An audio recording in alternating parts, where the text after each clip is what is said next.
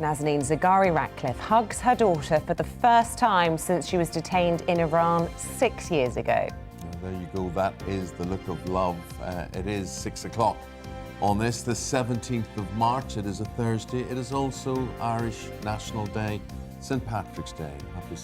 Did you notice I was wearing green? I did. How could I miss it? Oh, there you are. It's a very smart suit. It's debut outing. Green suit today. There's no when other can day you? to wear it. When can you? We are live. We're on TV. We're on radio, where it is your loss because you won't see my green suit. But take it from me, it is there. I thought it was very interesting yesterday that when we were at Cheltenham Races, that so many people listened. Yes, to lots us of DAB listeners. Yeah. And so that was good.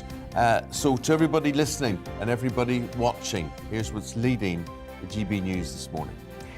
Nazanin Zaghari-Ratcliffe has landed at RAF Brize Norton early this morning after being released from jail in Iran. She was accused of trying to overthrow the Iranian government.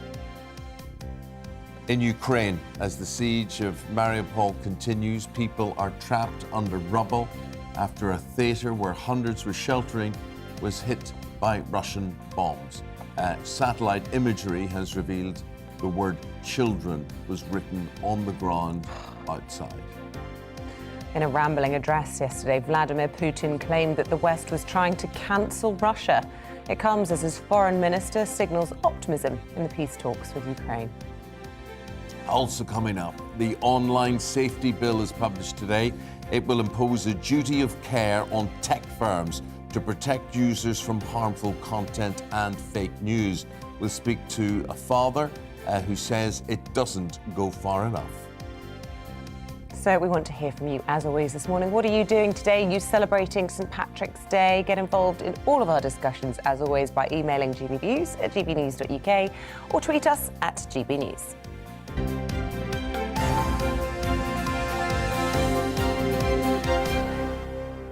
So, emotional scenes this morning at RAF Brize Norton as British-Iranian national Nazanin Zaghari-Ratcliffe and Anousheh Ashuri touched down on British soil following their detention in Iran.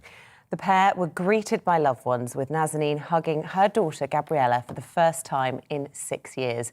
Our political editor Darren McCaffrey has the story. Back on British soil. After 6 long years in an Iranian prison, it took just 6 short hours for Nazanin Zaghari-Ratcliffe to arrive home last night. Welcomed by her delighted and grateful husband Richard and 7-year-old daughter Gabriella. Yeah, well, I mean, probably a couple of days peace and quiet somewhere else, and then back here, the first thing she always wanted to do was to me make a cup of tea, so which we will do. I think actually we were looking at the house, so it needs a bit of tidying as well, so there might be a bit of tidying, perhaps directed by Mummy when she comes back. The deal to get Nazanin back followed prolonged negotiations between the Foreign Office and the Iranian regime. But in the end, it saw Britain settle a $400 million 40-year debt for tanks that we sold but never delivered. I pushed officials to be as creative as possible in finding a way to resolve this situation, and they have worked round the clock to find a viable payment route. We have considered and exhausted many options in the process, but I can tell the House we have found a way to make the payment in full, in compliance with UK and international sanctions and global counter-terrorism financing and anti-money laundering regulations. A sum of £393.8 million has now been paid, which will only be available for humanitarian purposes. This is only part of the story, though. Iran has a new government, relations have improved.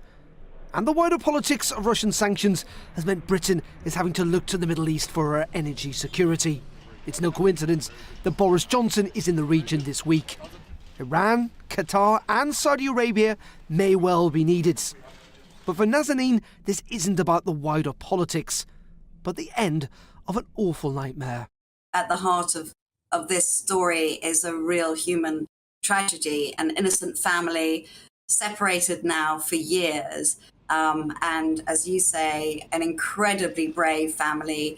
Richard has been on hunger strike twice. Nazanin's been on hunger strike. Nazanin and Richard are 2 of the very bravest people I know. After 6 years, that nightmare is now over, and a family have been reunited. Darren McCaffrey, GB News. Here's Emmy Howell, producer and director of the play Nazanin's Story, based on her detention in Iran. Good morning to you, and it must be a very special day for you.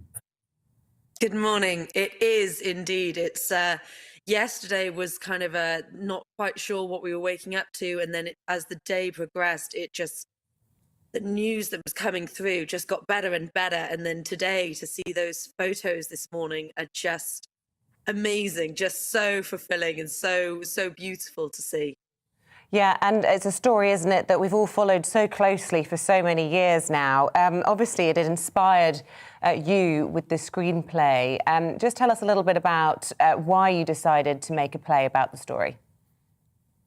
So I think actually I didn't hear about the story until December of 2016, and I think it was the fact that I hadn't heard about what Nazanin was going through until December that kind of shocked me.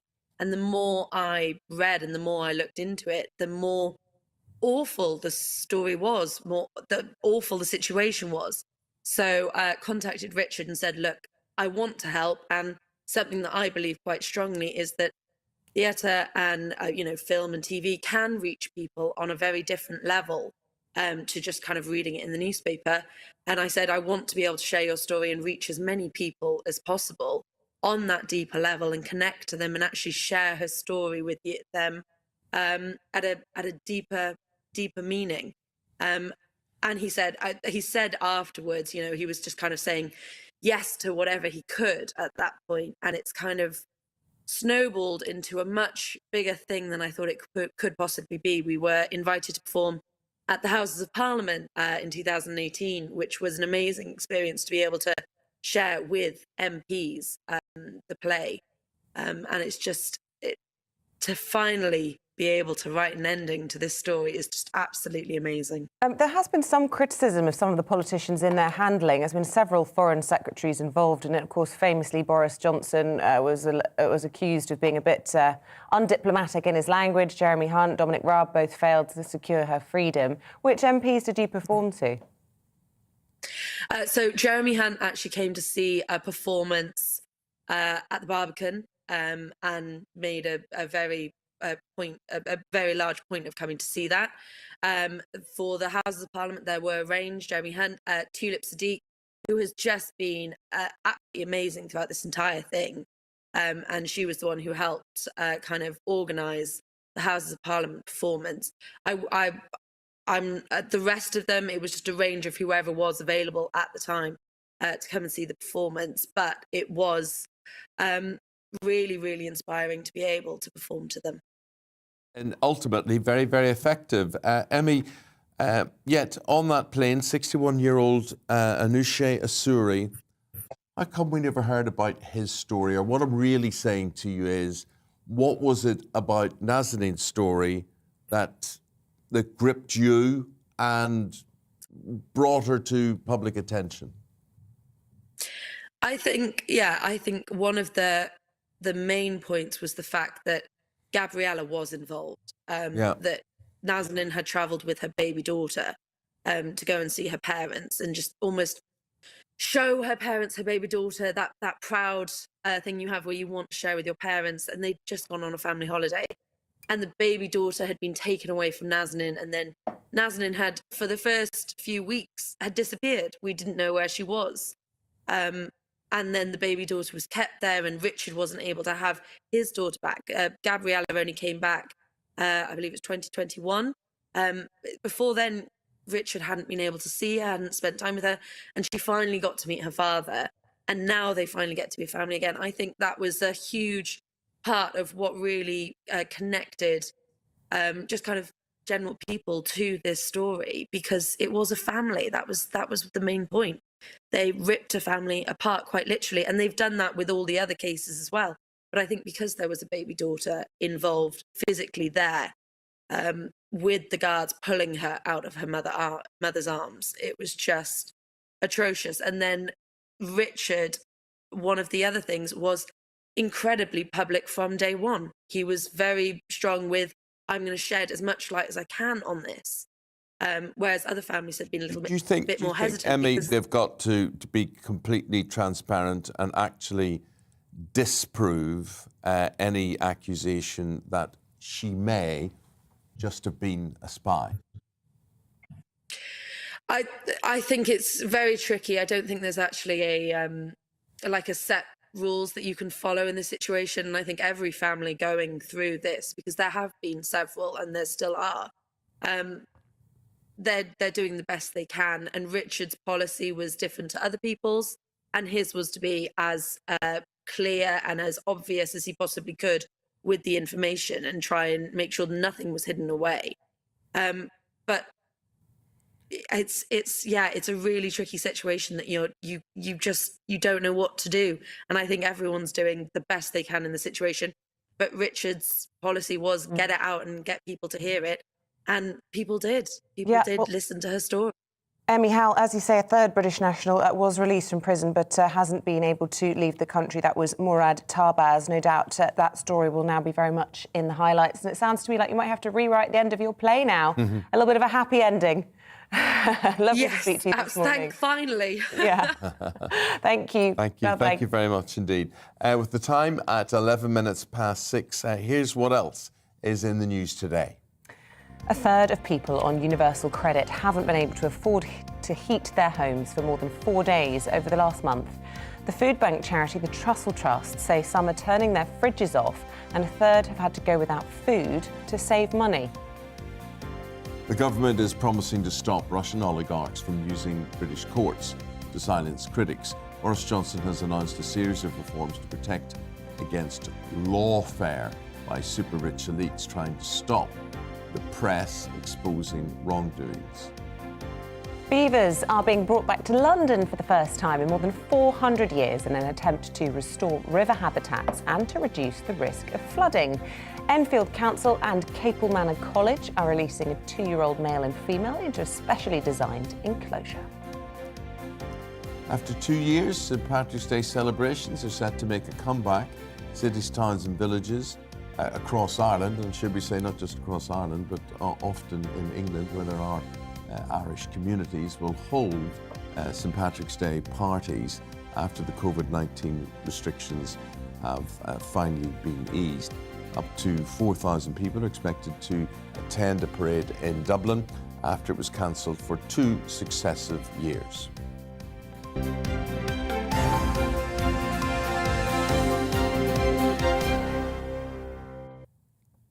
Start of the 4th week of the Russian invasion of Ukraine as global condemnation of the aggression against civilian targets intensifies. US President Joe Biden called Putin a war criminal, while the Ukrainian President Zelensky revealed that Russian forces had bombed a theatre filled with women and children. The word children was even painted on the ground outside the area. Asami Terajima works as a journalist for the Kyiv Independent and joins us from Lviv now this morning. A very good morning to you. Good to see you. Good morning. Thanks for having me. Yeah, 4th week, more bad news. The news just seems to get worse and worse, and the targets seem indiscriminate. Do you think they're deliberately chosen? Of course, they are deliberately targeting civilians because the Russian military has faced strong resistance from the Ukrainian army. So rather than going against the Ukrainian army, they've been targeting civilians, children. So that's why they've been destroying civilian infrastructure, including residential buildings, hospitals, schools, because they know that civilians will not fight back, and they're just trying to destroy the cities. Absolutely dreadful, horrific accounts of this theatre housing, some papers saying 1,000 civilians, mostly families with children, others saying 1,200. Reports of 10 people being killed queuing for bread yesterday, others murdered as they were going through humanitarian corridors trying to evacuate. So President Biden coming out and saying, yes, I do think Putin is a war criminal, but the Kremlin haven't taken that very well, have they? No. Yes, we see. We need more. We need more sanctions. We need more. I mean, yes, President Biden did more yesterday. He gave us more. 800 million in new military aid, but at the same time we need more. We need more defense, air defense systems. We need more, sanctions. We need to make sure that criminals is punished more, because we see yesterday what we saw. Deputy mayor of Mariupol said that up to 1,200 people were there in the shelter. These people they have lost their homes in Mariupol, because in Mariupol there are still 300,000 people who are still stuck there, cut off from electricity, water, and heat, and they're running out of food and drinkable water. So and many children are dying out of dehydration. Shelling is going nonstop. They need to evacuate, but Russia keeps, they're not allowing civilians to evacuate massively. Like there's been like about 20,000 people evacuated, but we need more, because there's 300,000 people in the city.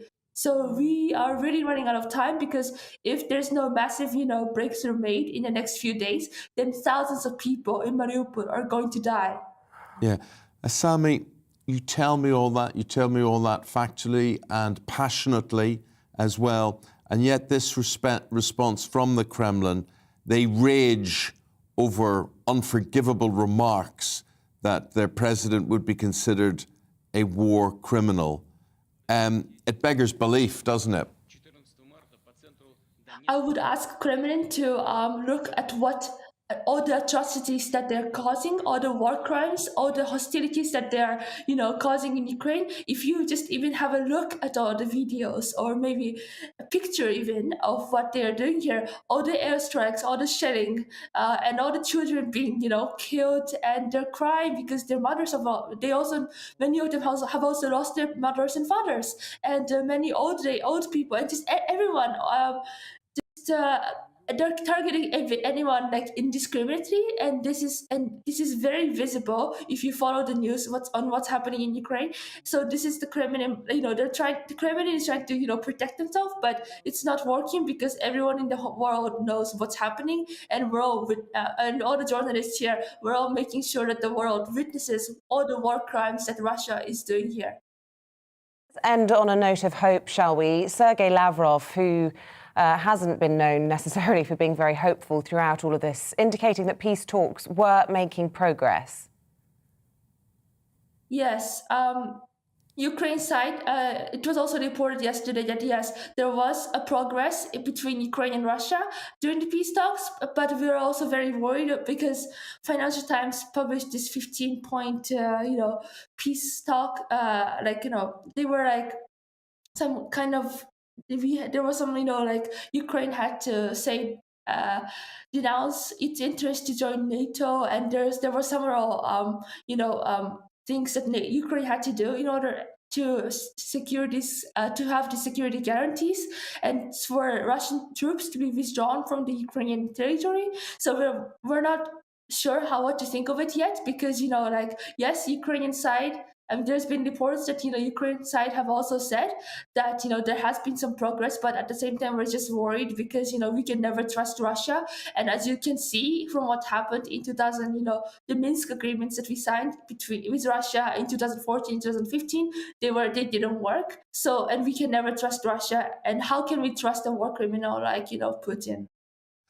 Sami Terajima, thank you very much indeed. She is a journalist for the Kyiv Independent. We're getting some news coming in from the Ministry of Defence. Yes, the British Ministry of Defence just announcing in the last few moments an update on their intelligence, reporting that the Russian invasion of Ukraine has largely stalled on all fronts. They say forces have made minimal progress on land, sea or air in recent days, and they continue to suffer heavy losses. But by comparison, the Ministry of Defence say Ukrainian resistance remains staunch, well-coordinated, and the vast majority of Ukrainian territory, including all major cities, remains in Ukrainian hands. Right, your views keep them coming in at GB News, coming up to 6:20. Next, we're going to be discussing the online safety bill. What is that? What's it doing to protect all of us and indeed your children? All to come after the weather. Hi there, I'm Aidan McGivern from the Met Office. A chilly start for most of us this morning, but a bright one. And actually today promises plenty of dry weather with sunny spells. A real contrast compared to yesterday. That's because yesterday's weather fronts are now moving away and in their place a ridge of high pressure building in. But a couple of other features are approaching the northwest. They'll bring some showery rain into Western Scotland, Northern Ireland during the morning, and then that showery rain crossing the rest of Scotland and perhaps giving a few showers as well for Northern England and North Wales. Away from that, after a chilly start, much of the rest of England and Wales stays dry and bright. Wall-to-wall sunshine in places and temperatures rising as a result. 15, 16 Celsius in the southeast, 13, 14 in the southwest. Feeling colder further north, 9 to 12 degrees for Scotland and Northern Ireland, and increasingly cold actually for the northwest of Scotland, with those showers during the evening falling as snow over the hills above 100 metres, sleet and hail at lower levels, brisk breeze as well. But overnight the showers tend to push north, and widely we'll see dry weather across the UK by dawn tomorrow and clear skies. Not clear everywhere. There will be some cloud for Wales and Western England, and as a result, frost-free here. But where we've got the clear skies, a few fog patches and some frost first thing tomorrow. But tomorrow looks pretty good across the board. It looks like from the far north of Scotland to the far south of England, it's going to be staying dry. There'll be plenty of sunshine, just some fair weather cloud here and there, Northern Ireland, Southern Scotland, Northern England, the Midlands perhaps. So cloudier at times. But where we get the sunshine, 15, 16 Celsius possible in the south, 13, 14 further north. Saturday is looking even warmer. Could get 18 Celsius in the far northwest of Scotland. But it's going to be breezy in the south and the east, feeling cool in that breeze. More sunshine on Sunday.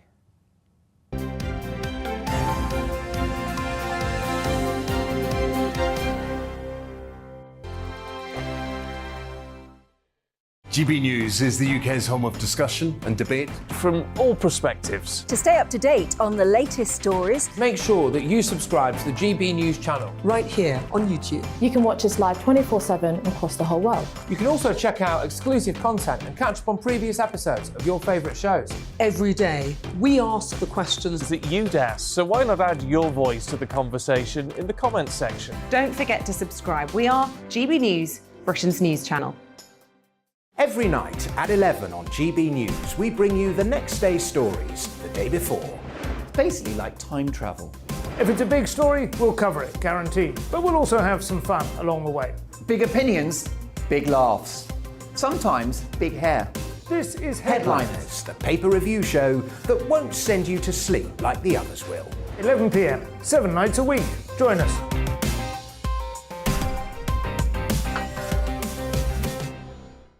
Hello there, I'm Eamonn Holmes. And I'm Isabel Webster. And we hope you can join us for Breakfast with Eamonn and Isabel. You make me laugh out loud, belly laugh. Is that important first thing in the morning? Yeah, absolutely. And there's me trying to be deadly serious.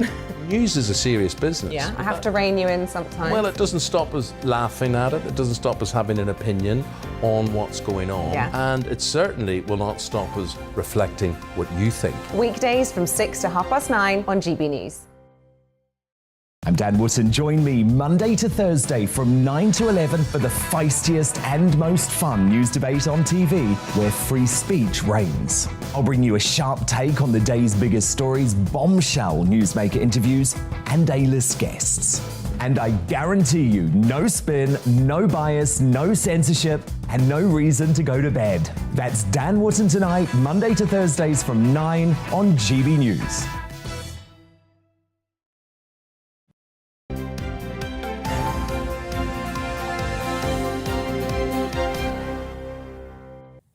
Very good to see you. 24 minutes past 6, and you're also listening to us on the radio and on social media as well. And on that subject, social media sites and tech firms will very soon be required to prevent users being exposed to harmful content. Yeah, the Online Safety Bill is being published today. The new laws will see the UK communications regulator Ofcom given power to issue fines or to block sites that break the new rules. But there are worries that it doesn't go far enough. when it comes to children. Well, let's speak now to a parent who's been concerned about all of this. Yanis Dekas is a father of 4, which let's just start by saying I salute you, my goodness me, ranging from the ages of 10, I think, to 21. Yeah. And you have worries. You welcome the move. You think this is a good bill. Just tell us, first of all, why you're concerned about and you believe there is a need for a change to the law. So our story was, it was birthed from a very personal experience where during lockdown, one of our children accessed online pornography.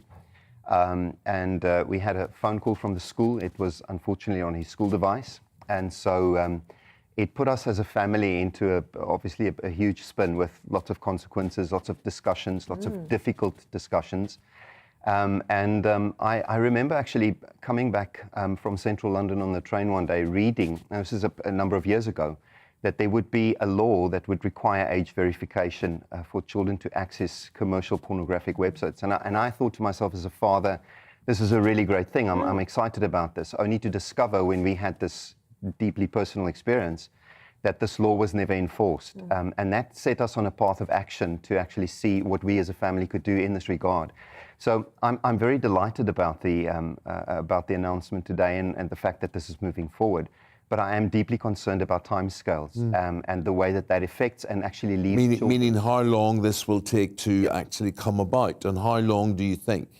Well, it's difficult for me to say. I'm not a... You want it done now, I want it done now, but the reality is probably 4 years from now. I mean, Yanis, look, I share your concerns as a mother of kids as well, and, you know, welcome the changes. But I also think, is it just a case that the genie's out of the bottle? I mean, how on earth are they going to enforce this? You close up one avenue and the material's shared in another avenue. I just wonder whether or not, I mean, it doesn't mean we shouldn't try, but I do worry that it's going to be an impossible job. I recognise the complexities around the issue, and I also understand that if children actually really wanted to access this, they'd always be able to get around it. But we do age verification in a number of other areas. We do age verification with alcohol, we do age verification with gambling, and that list goes on. This is completely unregulated territory. Yeah, and surely it would strike me that you could falsify that age verification. How would you actually do it? You know, what is your date of birth? Show me some document, whatever. You could find somebody else's document and do that. So, yeah, it's very possible to do that. Although government research recently told us that 60% of 11 to 13-year-olds that access pornography do so accidentally. Now, 60%. 60%, that's a very large number. So I'm thinking at least this would be a barrier for some children to access content that they really shouldn't. It's really harmful. Yeah, it is harmful. And that's the key, isn't it? I mean, just talk to me about what your concerns are for your young boys' minds, for their experiences of real life.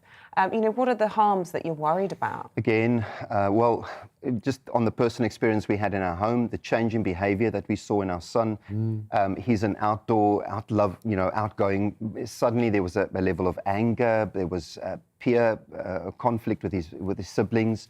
There was especially a level of anger against my wife.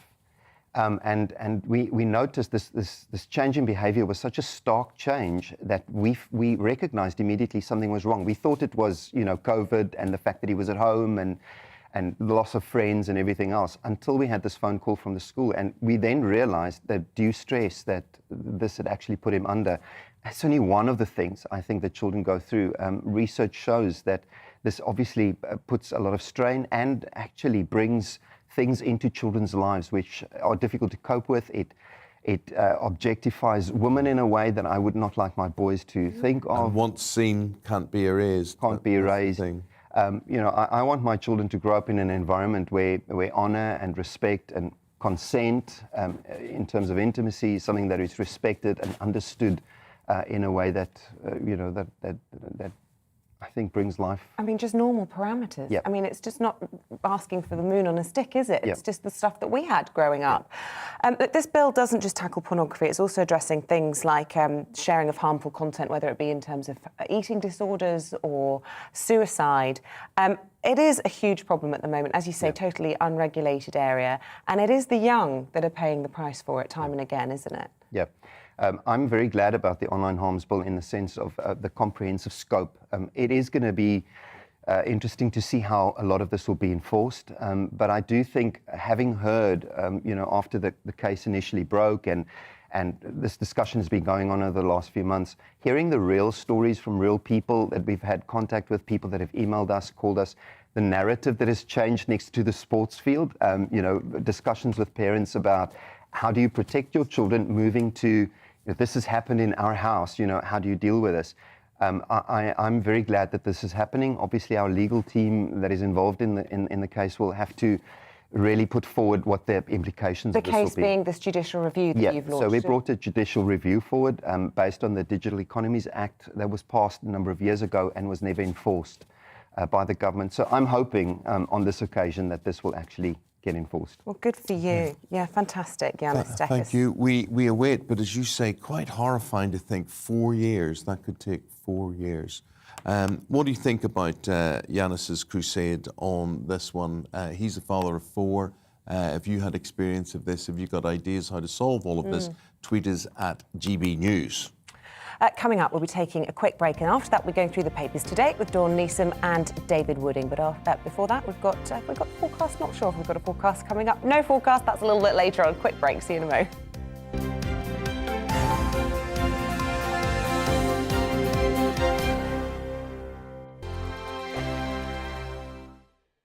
GB News is the UK's home of discussion and debate from all perspectives. To stay up to date on the latest stories, make sure that you subscribe to the GB News channel right here on YouTube. You can watch us live 24/7 across the whole world. You can also check out exclusive content and catch up on previous episodes of your favourite shows. Every day, we ask the questions that you'd ask, so why not add your voice to the conversation in the comments section? Don't forget to subscribe. We are GB News, Britain's news channel.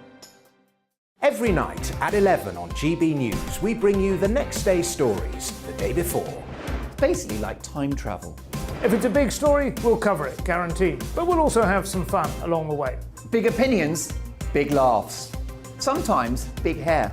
This is Headliners, the paper review show that won't send you to sleep like the others will. 11 p.m, 7 nights a week. Join us.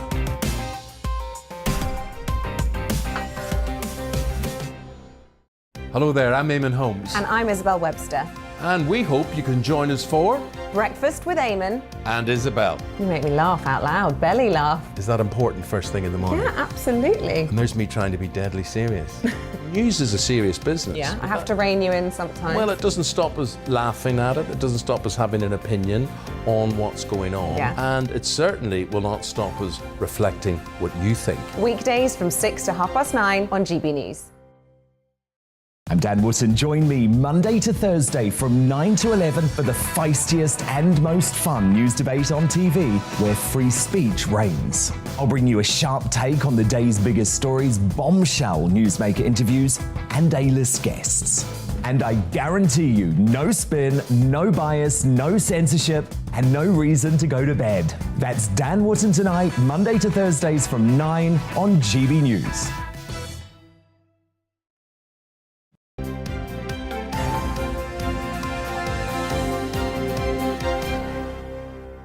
Let's update you with the front pages of the newspapers on this Thursday morning. Here's how they're looking. The Telegraph, first of all. Mummy is coming home. The Telegraph leading on the freeing of Nazanin Zaghari-Ratcliffe, who'll be reunited, or has been reunited with her husband and daughter after 6 years in an Iranian jail. The Mirror also covering, as are a lot of other newspapers, the freeing of Nazanin, as her husband reveals that the first thing his wife wants upon returning home is a nice cup of tea. Quite right. Here's The Guardian, mentions the freeing of fellow prisoner Anousheh Ashuri, but notes that a third prisoner has only been temporarily released from Iranian jail. And here is the Mail. They talk about Miss Zaghari-Ratcliffe's daughter, 8-year-old Gabriella, has been ecstatic at her mother's release, saying she cannot wait for Mum to walk her to school. Isn't it lovely to have some positive stories on the front of the papers? Let's go through them. Today we're joined by the political editor for The Sun on Sunday, David Wooding, and his usual partner in crime on a Thursday morning, the former editor of The Daily Star and, of course, current columnist for many publications, Dawn Neeson. But you two want to get straight into this story. You've each got a take on it, David. We go to The Guardian. This is front page. Yes, it's on the front page of every paper this morning. And that picture is sensational of her smiling, looking well, despite her 6 years incarcerated. And there's two elements to this. The main element, which a lot of papers have gone on, strangely The Guardian haven't, they've done a very straight headline, Zaghari-Ratcliffe released after 6 years in Iran jail, which I think most people will know by the time they pick up the paper this morning, because it was on the television all day.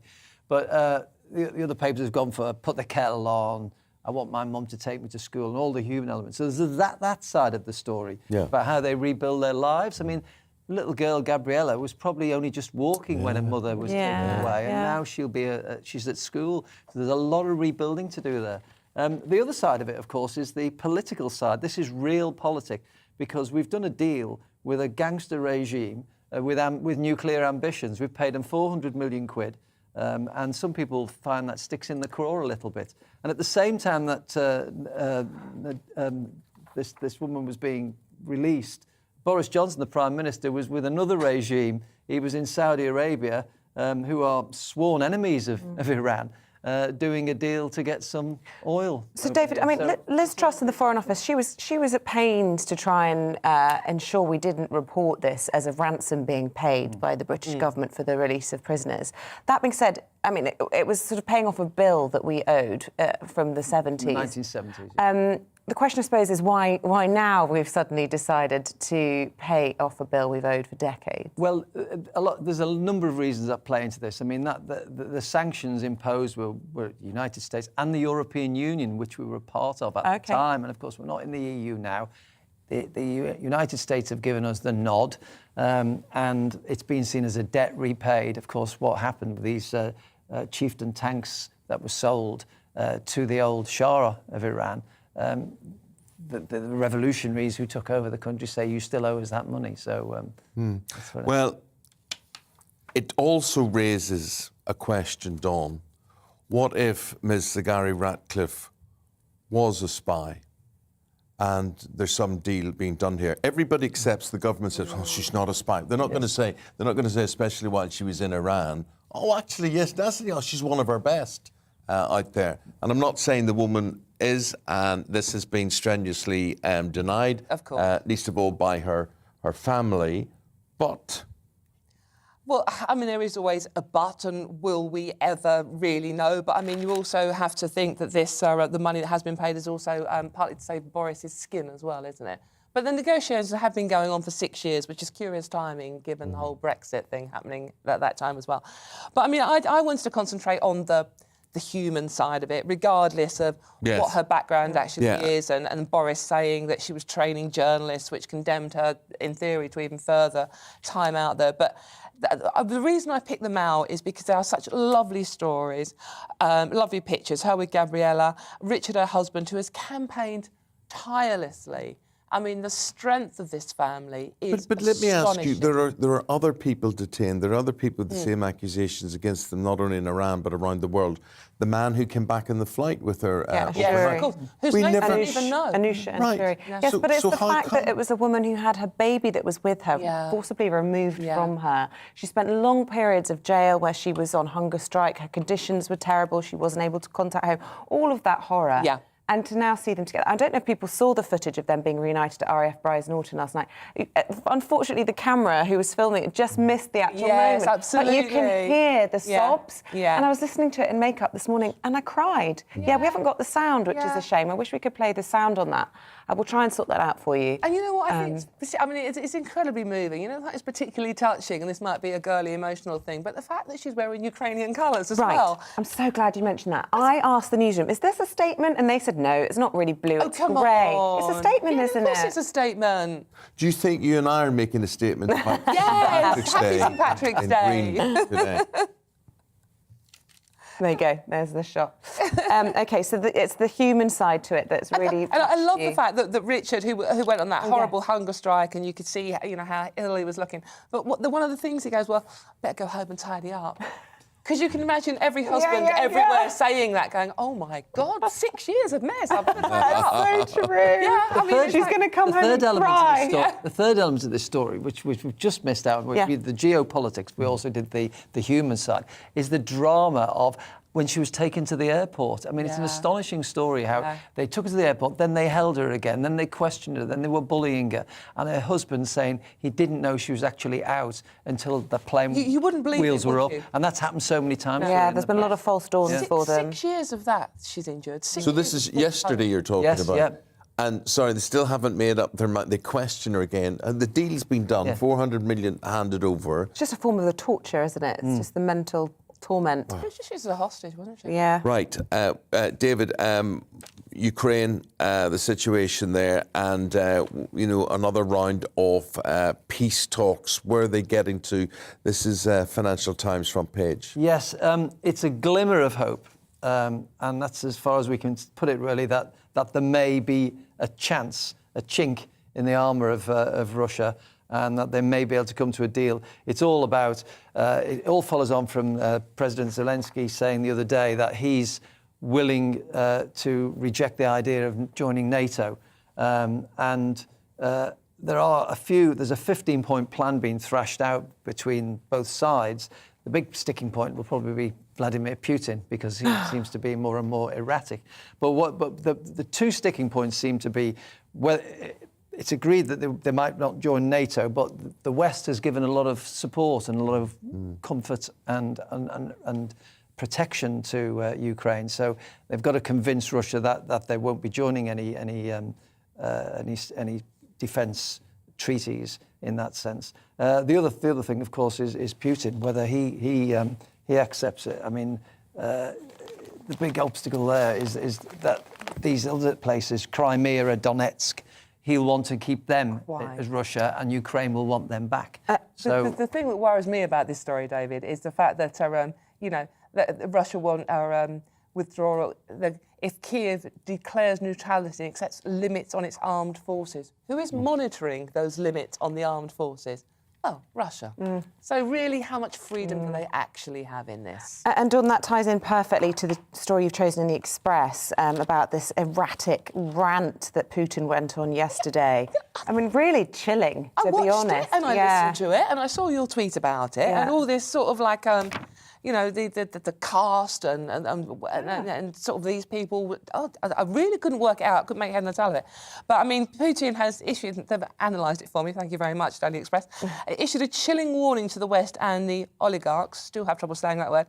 Telling the scum and traitors that Russia will spit them out like a midge that flew into their mouths. What? Who's writing this script? Well, I don't think there's any written script. No, so where did that come from? Ranting. But it's basically having a go at the billionaires that, with their villas in Miami or the French Riviera, can't get by without their oysters and their foie gras. And they're so I think he's got a villa or two around the world as well. I mean, he's benefited of this. And you actually sit and think, do people not know this? Is the news and the information restricted to such a degree? I mean, that palace has got on the Black Sea. Yeah. I mean, it makes Buckingham Palace look like a hovel. Just very, very, very, very strange with that. The theatre bombing, David, front page of the Eye. Yes, this one. Behind all these talks and rants from the president of Russia, the bombings and the deaths still go on. Up to 1,200 people were inside a theatre which was being used as a bomb shelter when it was attacked. And then there are other stories in here on the Eye. They've listed them all. A convoy of evacuating civilians being hit by rockets, and 10 Ukrainians killed while queuing for bread. So the horror and the evil of the Russian troops continues. Yeah. Well, sometimes words just fail you, well, the fact that the words child were written on the ground, I mean, it's just so sad. Dawn, here's a story which I think's very interesting, very, very important. Front page of The Sun, and Denise Van Outen, the television presenter and actress, she says that at the age of 15, She was taped by someone she was in a relationship with, an older man, but she was the victim then of a covert sex tape. Yeah, yeah, absolutely very interesting with what's going on now with the social media aspect and revenge porn and things. Denise has written in her autobiography, A Bit of Me, From Basildon to Broadway, and the Sun is serialising it. And excuse me, I've got a cold, not COVID, by the way. And they've got an interview with Denise as well. And she's talking for the very first time, Eamonn, as you just said, about how this older boyfriend, she was only 15, but it was a consenting relationship, he was 23, filmed them having a sex. She didn't know about it until she was in Big Brother, where she became world famous, really famous. And he threatened to release the tape, and it had to go to court. She was anonymous in the court case, so we didn't know about it then. But basically, when the police went to this guy's house, there was a load of sex tapes under the floor where he'd filmed all his girlfriends. So it's not just like a one-off, revenge, because you're split up. He had history for this as well. So he's not named in the book, and we don't know who he actually is. But it's a chilling. It's a chilling story, especially in the light of what's going on now and how little times have changed. And how people are always set, not only for their own delectation, maybe to make money or blackmail out of this.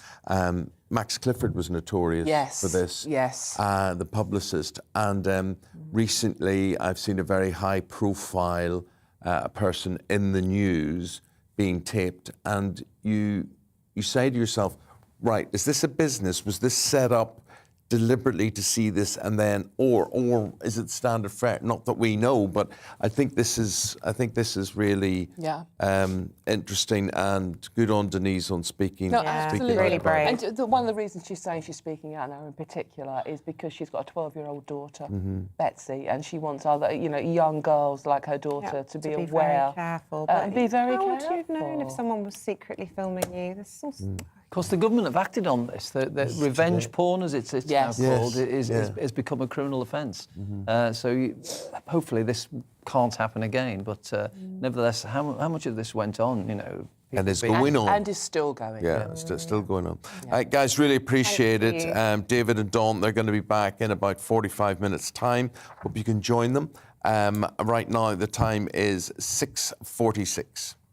Now, as we were saying this morning, the Prime Minister has been in the Gulf this week in an attempt to end the UK's so-called addiction to Russian oil. And yesterday, those oil prices fell to below $100 a barrel. That was for the first time in 3 weeks. But petrol still hit new highs. This is what we were saying yesterday. Yeah, especially if you buy a lot of this in advance for several years and have stocks here. Let's get into all of this. Why exactly isn't the cost of oil filtering through to consumers? Let's speak to our GB News economics and business editor, Liam Halligan, who always has all the answers for us. Good morning to you, Liam. You say all the right things, Isabel. Trying. How are they covering this one? How are they justifying this one? It's, it went from 140 or so a barrel. It's below $100 a barrel now, yet petrol prices go up. Well, this is why lots of people, quite serious people, are calling for investigations into how the big petrol companies run their affairs. Because you're right, whenever oil prices go up, they're very quick to increase petrol and diesel prices. We've seen £2 a litre plus for diesel in some parts of the country, but when oil prices come down, funnily enough, we don't see the same thing happening on the forecourts when we fill up our cars and vans. And this is part of the big cost of living squeeze that we're seeing, which is why the Prime Minister is going to other parts of the world, trying to fill the gap. About 7 million barrels of oil hit the global market from Russian exports each and every day. So we're looking for the Saudis to pump more. We may even be looking for the Iranians to pump more. Their oil's been embargoed on Western markets, banned effectively for many years. So the Prime Minister, I think the fact that he is going to Saudi, the fact that he is trying to get that OPEC exporters cartel, who was so important when oil prices spiked back in the 70s when we were lads, Eamonn, shows just how determined the government is to try and act to bring down energy prices. Because, of course, oil goes into everything. It's not just cars and vans and heating, it's plastics, it's all kinds of industrial processes. So this is a mark of just how seriously the government's taking this. Whether or not they'll investigate the petrol companies and ask them to start reflecting downturns in oil price as well as upturns, that remains to be seen. Liam, tell me this. What's your view on Nazanin Zaghari-Ratcliffe's release? We've been talking about it, obviously, for, it's all over the papers, the release happening whilst most people were sleeping, returning to the UK. Linked to oil, do you think, in some way? I wouldn't want to speculate. I'd be careful not to speculate. I think this is just a time to be joyful for the families and say, for once, maybe the British diplomatic service, maybe some of our ministers deserve a pat on the back for what they've done. It's obviously been excruciating beyond words for the families involved. I think the families have conducted themselves with huge grace and dignity under pressure. So I wouldn't want to speculate about a link. But clearly, Iran is one of the world's energy superpowers. It's got a lot of oil and a lot of gas. And for years, that oil and gas has been corralled, if you like, politically excluded from global energy markets. Maybe not now. We shall see. But I wouldn't want to make a direct link. Okay. And you can see more of Liam. He's on the money, as usual, today at 1 o'clock. Thanks for your input, mate. See you later. Now, if you were watching the show yesterday, you'll be aware that we were talking about a new study which is claiming that older people with low levels of vitamin B9 have a greater risk of developing dementia. Whatever B9 is. Exactly. So this research, it was in the United States. I never heard of it. Heard of B12 before, but so the United States and Israel, this was a joint study, and this is all about something called folate. And it's about your levels and how often they should be checked. So let's go to Rhiannon Lambert now. She's a registered nutritionist to tell us more about this. Rhiannon, I know B12 is a danger. I don't even know if anybody tests me for B9. But this, if true, is absolutely stunning. The fact that if your level is low, your risk of dementia, Alzheimer's, whatever, is high. Yeah, B9 is folate, as you quite rightly said, and B9 plays a role in our DNA formation, our RNA, our metabolism, even breaking down some harmful components in the body called homocysteine. But I think most people will have probably heard of its synthetic form of a supplement called folic acid. And that has been linked to obviously preventing neural tube defects in pregnancy for pregnant women, or if you're trying to conceive to have a baby. So a lot of people have heard of folic acid, but they don't really know the research that's now even stronger, that's linking folic acid to, neurodegenerative diseases like dementia. It's also linked slightly to heart disease. And we've also got these very strong links to pregnancy. So getting enough of it is important, and you're right. We don't test for deficiencies in this. It is. I'm absolutely stunned when you talk about cardiovascular disease, dementia. You're talking about births, all sorts of things. This sounds a pretty important piece of research. You're keen to get some B9, aren't you? I can tell. Absolutely, because dementia. Anybody has to live with someone in their family with dementia. This is the biggest problem facing us health-wise as we live longer. So if it's affecting that and everything else, I really do think it should be going to the top of the priority list in terms of GPs, NHS, private medicine, whatever it happens to be, chemists. I didn't realise it was the same thing as folic acid. That's what makes me think there's a good news story in all of this, because having gone through pregnancy and had it drilled into me that you have to have your folic acid because there's risk of scoliosis, I think, the spine problems from deficiency of folic acid. It's now being put in to bread, isn't it? So if people are worried about this, you can just have your carbs. You can now have guilt-free bread. It's spina bifida, so you are very close. Oh, spina bifida, sorry, apologies, It's very closely linked to neural tube defects in pregnancies. And this summer, we're behind a lot of other countries in the world who have had this fortification of folic acid in foods for a long time. This summer, we finally, in 2021, had the announcement that in flour and basic products in the UK, like you just said, bread, we will be having extra fortification in there. So yes, you can find folate in so many sources. I think it's just the fact our diets are not up to scratch as well. well in the UK. So as a nutritionist myself, I'm constantly trying to hammer home, let's get more beans and pulses into our diets, which is a good source of folate. Let's get some dark leafy greens. You can get folate in eggs.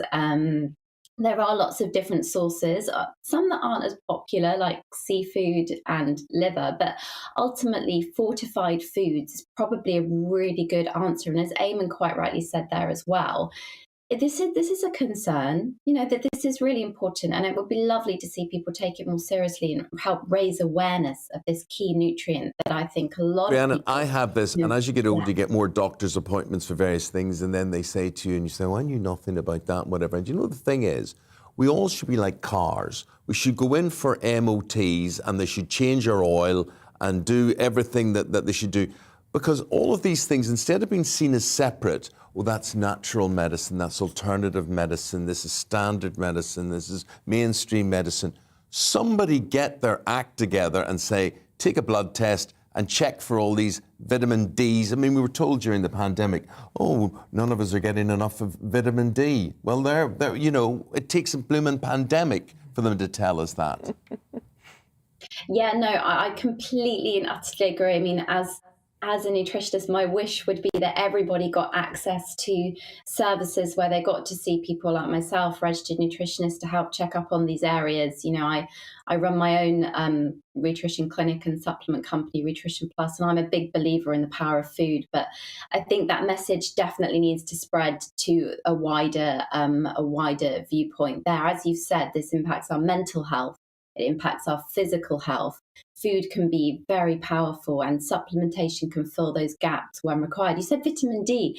Everybody should be taking it in the winter months, and some people all year round in the UK. That's the stats we have. So it is really important. So there you are, folks. There's another tablet for you to take to start your day. I'm just going to have some crab meat with some kale on the side. Oh, yes. Well, at least, maybe some bread. Forewarned, forearmed with all of that. Listen, Rhiannon, fascinating talking to you. Thank you very much indeed. B9, get it there on your checklist. It affects so much of what goes on in your body or what could go wrong. Thank you so much, Rhiannon. Look, stay with us. Coming up at 7 o'clock, we'll have more on our good news story leading the day. That is Nazanin Zaghari-Ratcliffe's return to the UK. See you in a moment.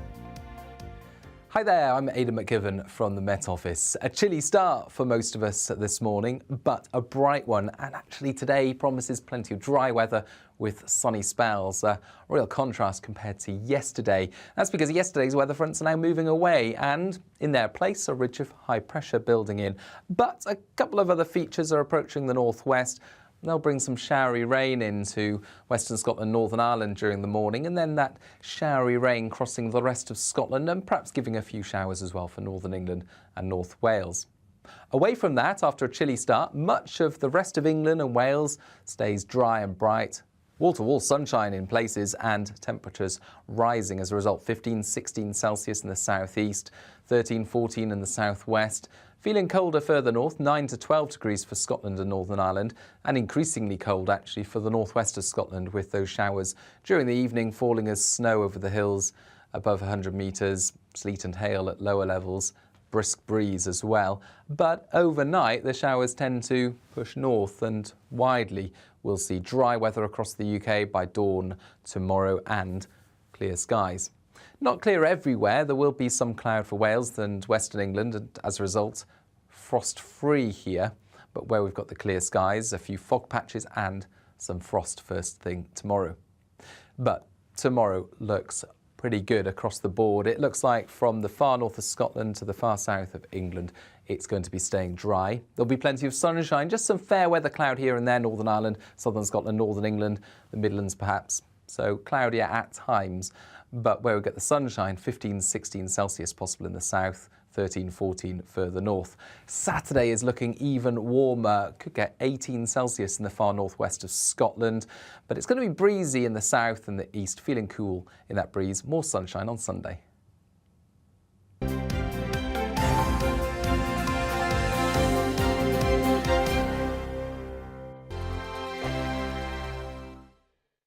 GB News is the UK's home of discussion and debate from all perspectives. To stay up to date on the latest stories, make sure that you subscribe to the GB News channel right here on YouTube. You can watch us live 24/7 across the whole world. You can also check out exclusive content and catch up on previous episodes of your favourite shows. Every day, we ask the questions that you'd ask, so why not add your voice to the conversation in the comments section? Don't forget to subscribe. We are GB News, Britain's news channel.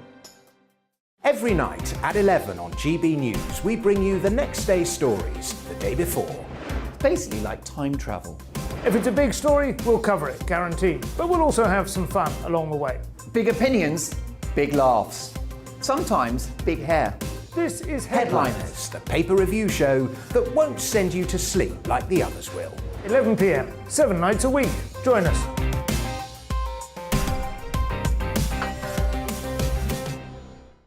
Hello there, I'm Eamonn Holmes. And I'm Isabel Webster. And we hope you can join us for Breakfast with Eamonn and Isabel. You make me laugh out loud, belly laugh. Is that important first thing in the morning? Yeah, absolutely. And there's me trying to be deadly serious. News is a serious business. Yeah, I have to rein you in sometimes. Well, it doesn't stop us laughing at it. It doesn't stop us having an opinion on what's going on. Yeah. And it certainly will not stop us reflecting what you think. Weekdays from 6 to 9:30 on GB News. I'm Dan Wootton. Join me Monday to Thursday from 9 to 11 for the feistiest and most fun news debate on TV, where free speech reigns. I'll bring you a sharp take on the day's biggest stories, bombshell newsmaker interviews, and A-list guests. And I guarantee you, no spin, no bias, no censorship, and no reason to go to bed. That's Dan Wootton tonight, Monday to Thursdays from 9 on GB News.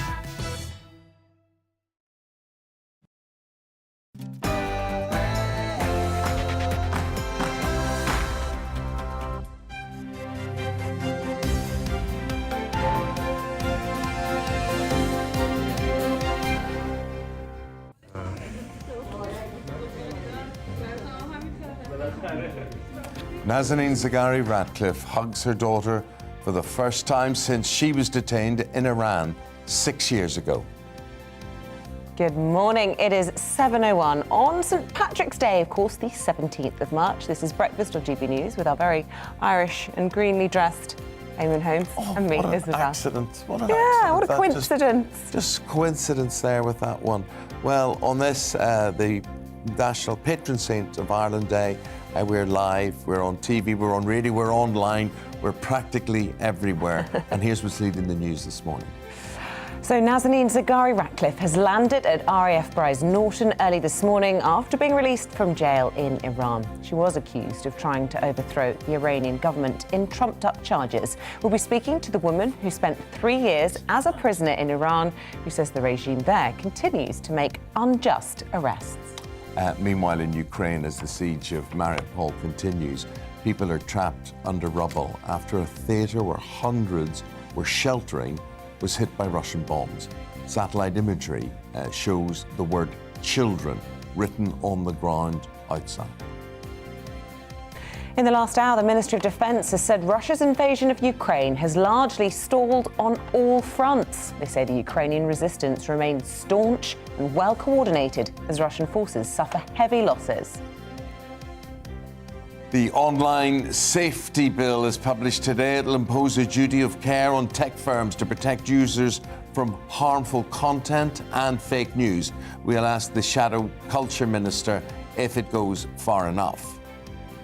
And of course, we are celebrating St Patrick's Day this morning, as well as discussing all of the issues of the day. Get in touch on email gbnews@gbnews.uk, or you can tweet us at gbnews.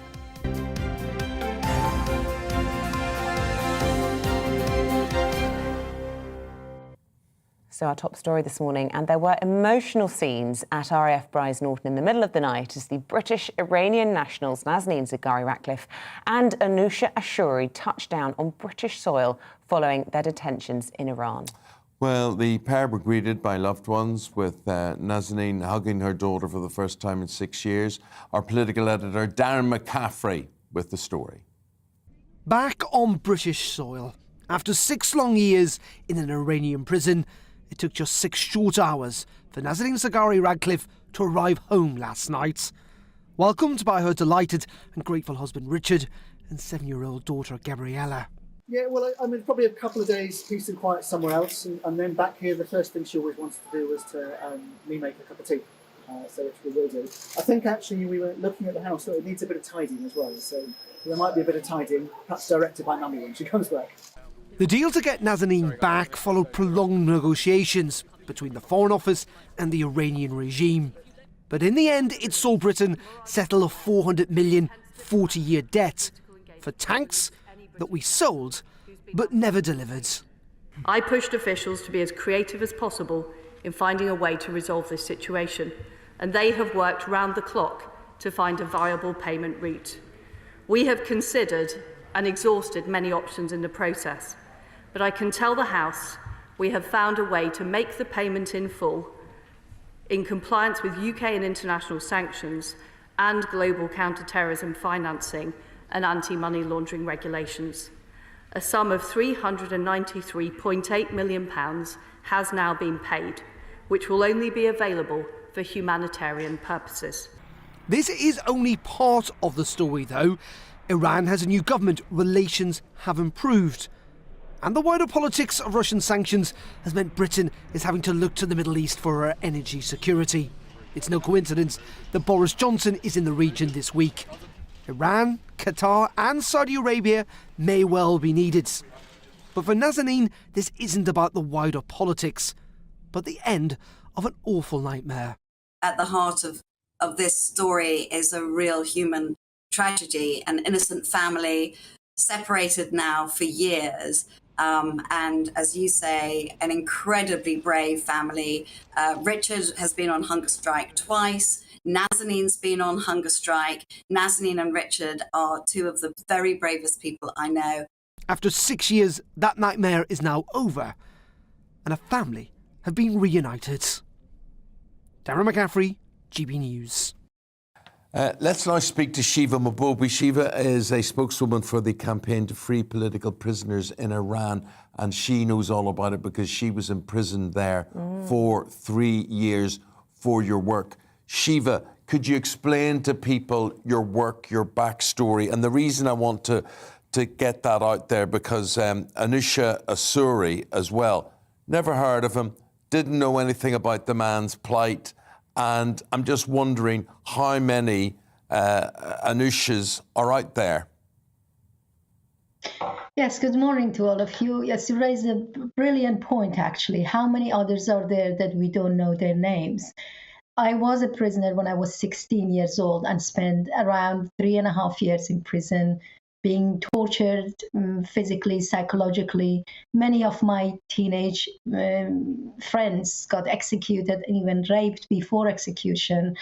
And there wasn't no lawyer whatsoever. But the point is that now, even though I was released many years ago, but the reality is now in Iran, hundreds of political prisoners under torture, physically, psychologically. They've been raped, sexually. Basically, they go through sexual abuse and all this.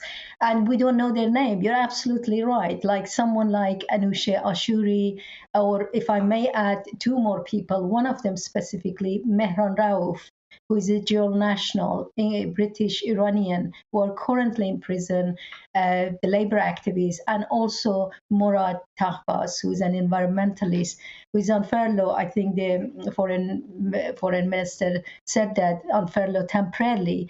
But someone like Mehran Rauf, for example, or Anusha Ashuri, we never heard of their name. And of course, thanks to Richard's campaign, and recently families of Anusha Ashuri joined the campaign to raise their voices. But there are many. Right now, is that like they use all sorts of torture in Iran, depriving prisoners from medical attention. They use that to actually torture prisoners, exiling them to common prison. And we know in the case of Nazanin, they sent her to the infamous women prison in Iran, the common prison, where they hold like people who are arrested for murder and drug, etc. And this is the way they want to put their life in danger.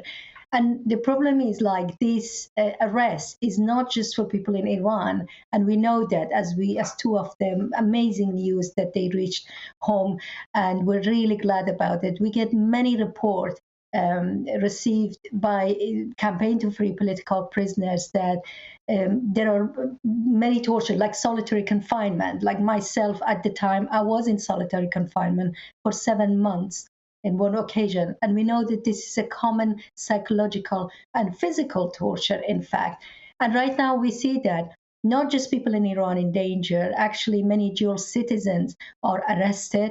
Some of them are kidnapped from neighboring countries and they've been tortured, one been executed, Ruhollah Zam, and they use it as bargaining chips. I mean, we heard the foreign minister talking about it. They arrest them, they use them in negotiation.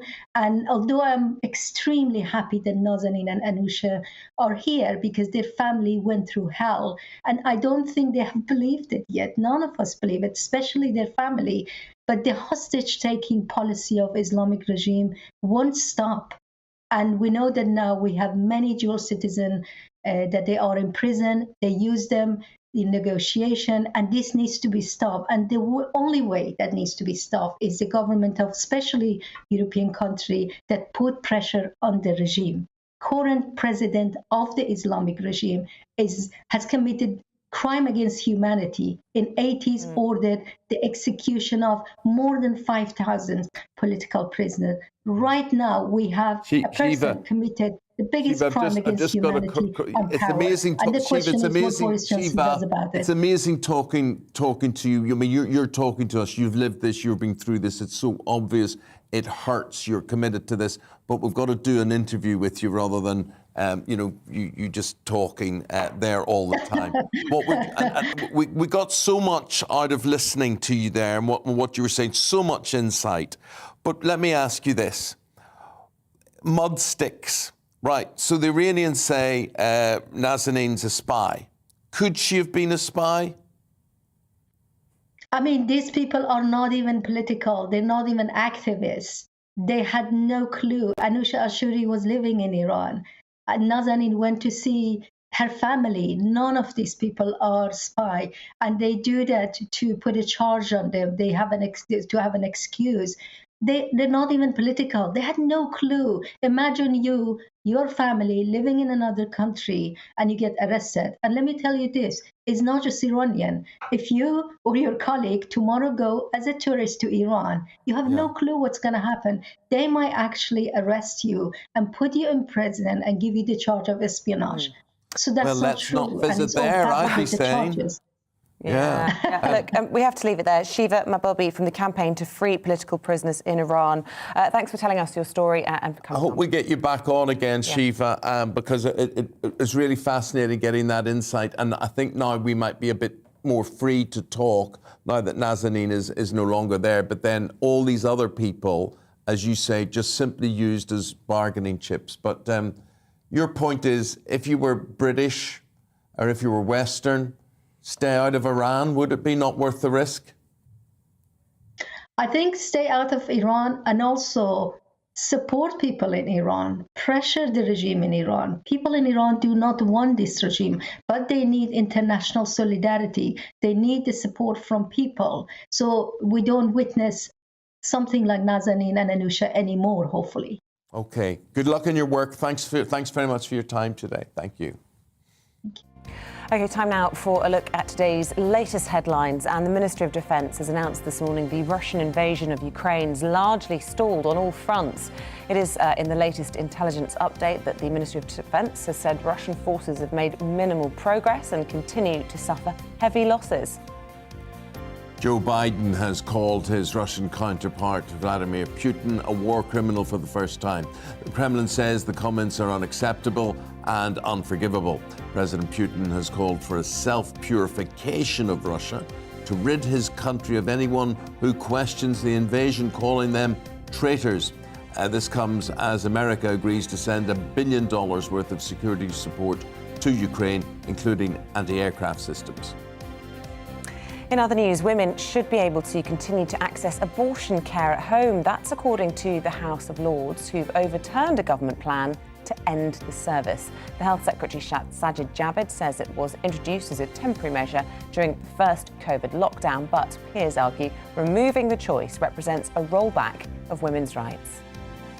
A third of people on universal credit haven't been able to afford to heat their homes for more than 4 days over the last month. Food bank charity, the Trussell Trust, say some are turning their fridges off and a third have had to go without food to save money.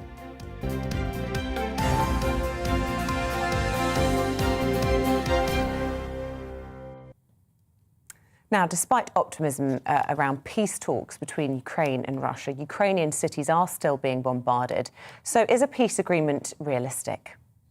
Let's now bring in the woman who was the former Deputy Assistant Secretary of State under the George Bush administration, and she's a current Associate Professor at Pepperdine University, and she's Colin Graffy. Yeah, very good morning to you, Professor.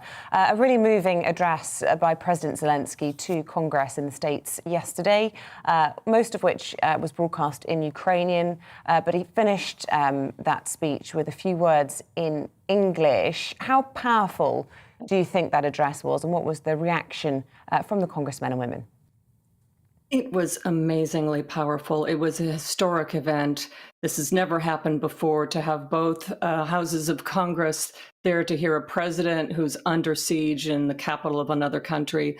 Members of Congress were moved to tears. They gave him a standing ovation. This was a bipartisan standing ovation and outpouring of concern and empathy. It was incredibly powerful.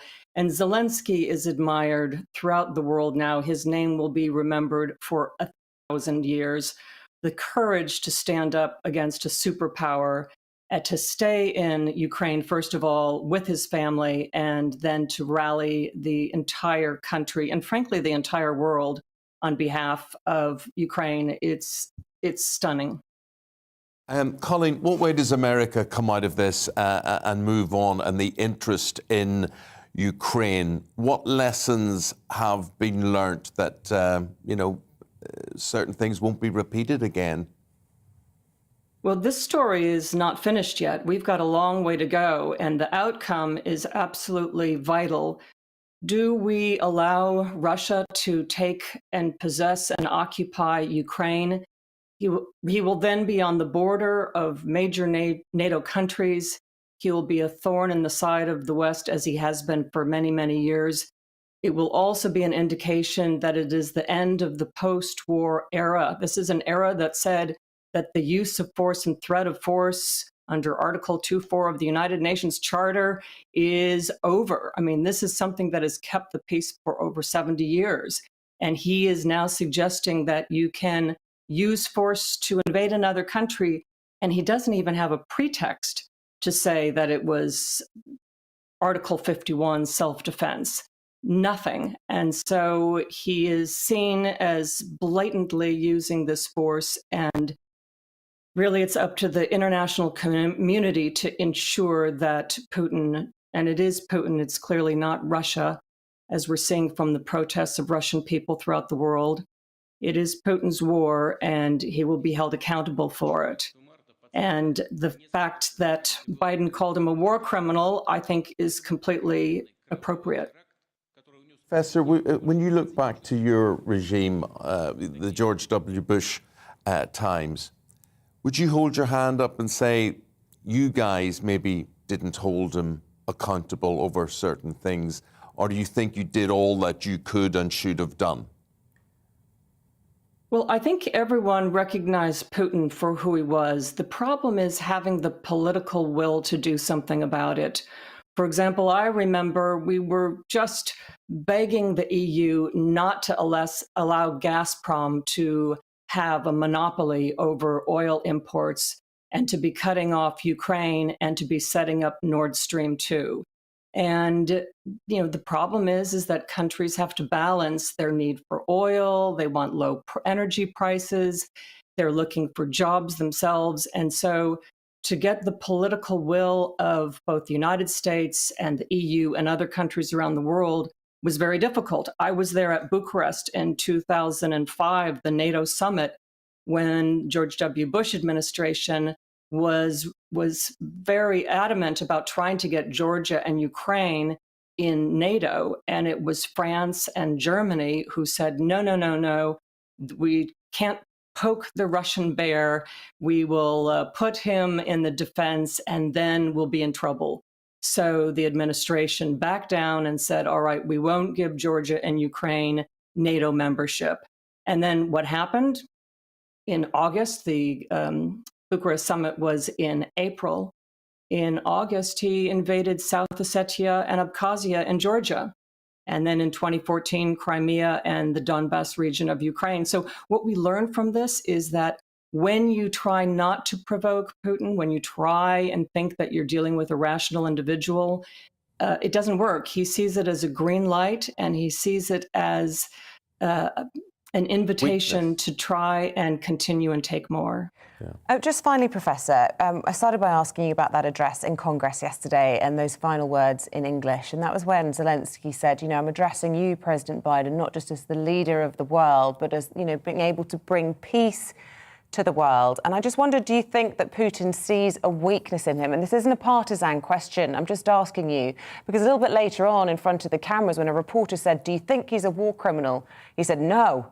And then he came back and realised he'd said the wrong thing. I mean, he doesn't feel often like he's on top of his game. What's your view? Oh, well, he did say, yes, I think he's a war criminal.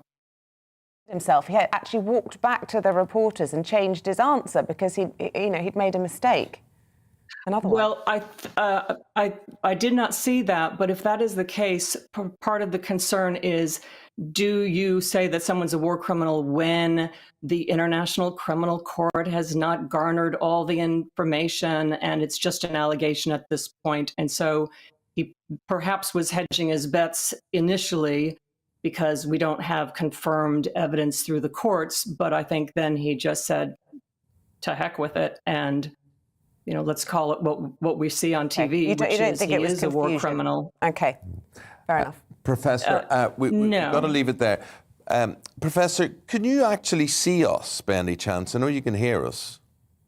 I can see you, and happy St. Patrick's Day, and I hope you can see I'm wearing green. With a name like Colleen, you know this was an accident. I just wanted, I didn't want that opportunity to pass. I saw her name's Colleen, she's got to have Irish roots. And as you can see, I'm matching you today. Couldn't find any shamrock, very hard to get shamrock, but happy St. Patrick's Day. We'll have to deal with that for next year. We'll have to deal with that next year. Lovely talking to you, Professor. Fascinating insight and great stuff. Thank you very much indeed, and have a great day. Draw on your shamrock. Thank you. I will. Thank you very much indeed. Thank you. Stay with us. That's spooky, that. But it is, yeah. You Irish. Yeah. Stick together. We're everywhere. Look, after the break, we're talking to Paul Coit. He'll be here with all the sport that is and more straight bad tips after the weather. More bad tips for Cheltenham. I know. Hi there, I'm Aidan McGivern from the Met Office. A chilly start for most of us this morning, but a bright one. And actually today promises plenty of dry weather with sunny spells. A real contrast compared to yesterday. That's because yesterday's weather fronts are now moving away and in their place a ridge of high pressure building in. But a couple of other features are approaching the northwest. They'll bring some showery rain into Western Scotland, Northern Ireland during the morning, and then that showery rain crossing the rest of Scotland and perhaps giving a few showers as well for Northern England and North Wales. Away from that, after a chilly start, much of the rest of England and Wales stays dry and bright. Wall-to-wall sunshine in places and temperatures rising as a result. 15-16 Celsius in the southeast, 13-14 in the southwest. Feeling colder further north, 9 to 12 degrees for Scotland and Northern Ireland, and increasingly cold actually for the northwest of Scotland with those showers during the evening falling as snow over the hills above 100 metres, sleet and hail at lower levels, brisk breeze as well. But overnight the showers tend to push north and widely we'll see dry weather across the UK by dawn tomorrow and clear skies. Not clear everywhere, there will be some cloud for Wales and Western England, and as a result, frost-free here. But where we've got the clear skies, a few fog patches and some frost first thing tomorrow. But tomorrow looks pretty good across the board. It looks like from the far north of Scotland to the far south of England, it's going to be staying dry. There'll be plenty of sunshine, just some fair weather cloud here and there, Northern Ireland, southern Scotland, northern England, the Midlands perhaps. So cloudier at times, but where we get the sunshine, 15, 16 Celsius possible in the south, 13, 14 further north. Saturday is looking even warmer. Could get 18 Celsius in the far northwest of Scotland, but it's going to be breezy in the south and the east, feeling cool in that breeze. More sunshine on Sunday.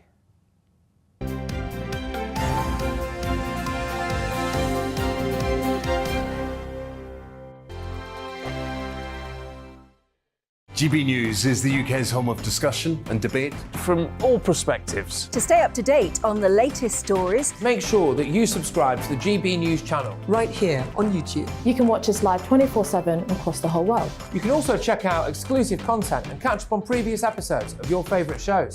Every day, we ask the questions that you'd ask, so why not add your voice to the conversation in the comments section? Don't forget to subscribe. We are GB News, Britain's news channel. Every night at 11 on GB News, we bring you the next day's stories the day before. Basically like time travel. If it's a big story, we'll cover it, guaranteed. But we'll also have some fun along the way. Big opinions, big laughs. Sometimes big hair. This is Headliners, the paper review show that won't send you to sleep like the others will. 11 p.m, 7 nights a week. Join us.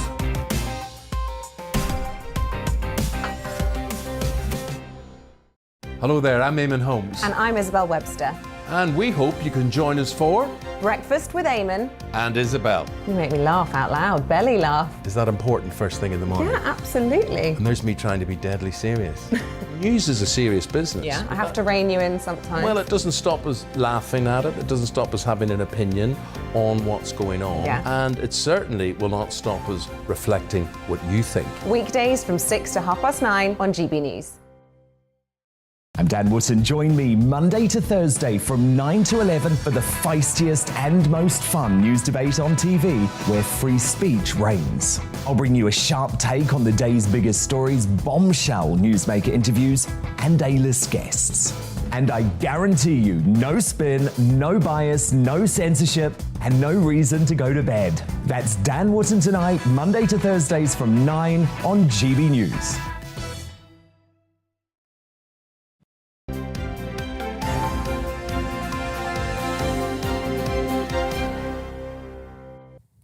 Welcome back. It's time to take a look at the back pages now. Paul Coit joins us in the studio. Very good morning to you.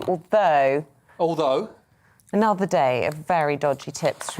No, mine came in yesterday. The first one, Gerard, what was it called? Gerhard. That was a good one. And I said, because we had written you off as a fool and a buffoon, yes, I'm saying to Isabel, he was right. He was right. But bad odds. You just choose the favourites. You choose the favourites. What do you want from me? Do you want what do you? I'm trying to get. So I give you good odds and they lose. I give you winners yesterday.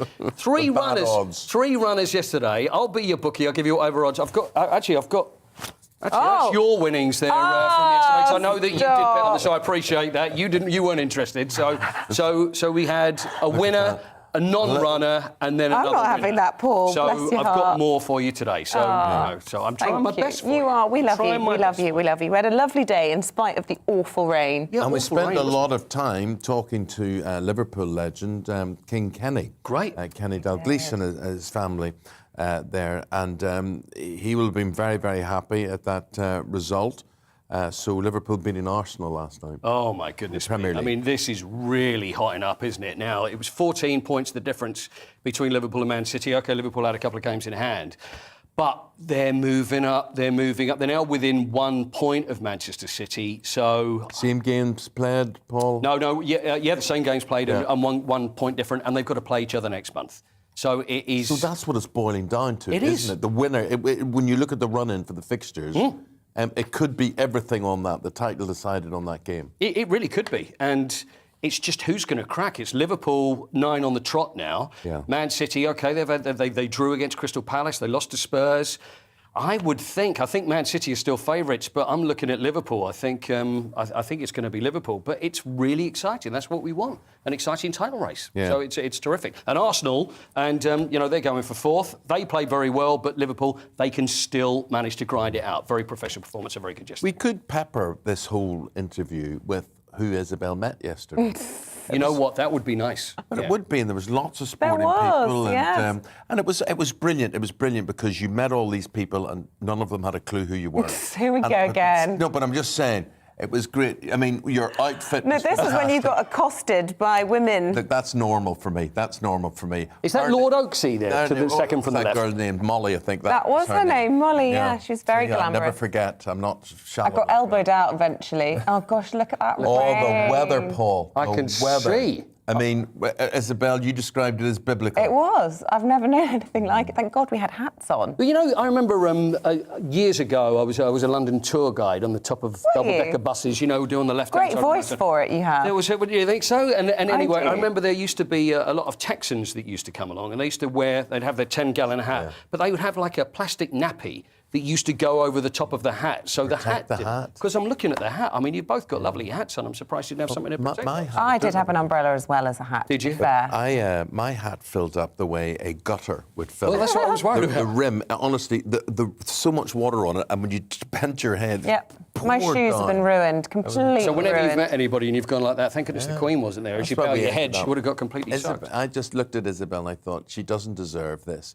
We went inside, we sat inside, and we just put heat into your bones, didn't we? We did, yeah. Just imbibed for the rest of the afternoon. So was it a sport fair? Because I'm disappointed. If I feel everybody was there and I know. And so Kenny Dalglish and well, lots of royalty. Then we had Zara Phillips, right, and her husband. So we had a little hangout with them. Yeah. Do they come to you or do you go to them? They go to them. So she follows Eamonn round. Zara Phillips. I mean, I've said to her, yes. I said, stop, it's becoming like stalking. Is it really? Yeah, 2 days in a row. She cornered me in a lift, then she followed me around there. I was like, she's a delightful lady. She's delightful. She's amazing. She's I'm a big very fan. beautiful, very ordinary. Yeah. But just give you 5 minutes. But I'm saying, share me around. There are other people. Of course. Duties that I had. Yeah. But anyway. I'm surprised we weren't asked to ride a horse in there as well. That would have been good. Right, Chelsea, well done last night. So the 2-1 winners, they were away at Lille. They were away at Lille. They won 2-1. And so they're through to the next round of the Champions League. Draw's going to be made on Friday. But the thing is, the big story, of course, you can't be talking about Chelsea playing football without thinking about what's going on behind the scenes. There's more groups that are actually going to bid. There's no shortage of bidders. And now Lord Coe has got involved as well. Now, Sebastian Coe is a huge Chelsea fan, head of World Athletics. So he's now with Sir Martin Broughton, who used to be the chairman of Liverpool and also at British Airways as well. So he's joined their group. There's rival bids. I think it'd be kind of funny if maybe Steve Ovett joined one of the rival bids, kind of against him, bring back the old days. That would scare Lord Coe. But anyway, he's the latest one. Yeah. There's the Ricketts family, Chicago Cubs, because I think I mentioned this over the last couple of days, the amount of groups that own sporting, what they call them franchises more in the States, whether it be baseball or football, they're all very interested. They call everything franchises. You can't go and see a film unless it's deemed to be a franchise. Because they do this franchise thing. This is the weird thing with American sport, is that you can move. You could have... Can you imagine if at Manchester United they said, we're going to move to Plymouth. And all the... And it's like, what? But that's how it's been, We have a lot of supporters in Plymouth, though. You have supporters everywhere. I never Did I choose the wrong one of all the... On a Monday night or Wednesday night, if I have the next day off or whatever, and you're saying to people, where are you travelling to? And they're either saying, like, Aberdeen or Plymouth or whatever. And I say, how long will that take? 7 hours. So, So it's incredible. Final word on today's Cheltenham Festival. I believe the weather's going to be better today. Yeah, beautiful day, St Patrick's Day, so it's going to be messy. Not jealous at all. There's some great music and things happening. It's a lovely thing about Cheltenham is it's just a lovely It's not just festival. the races, is it? It's, no, and it's a whole mixture of country folk, and I reckon a lot of GB viewers and listeners. We met a lot of listeners actually yesterday, interestingly. You're right. And that's the interesting thing about horse racing.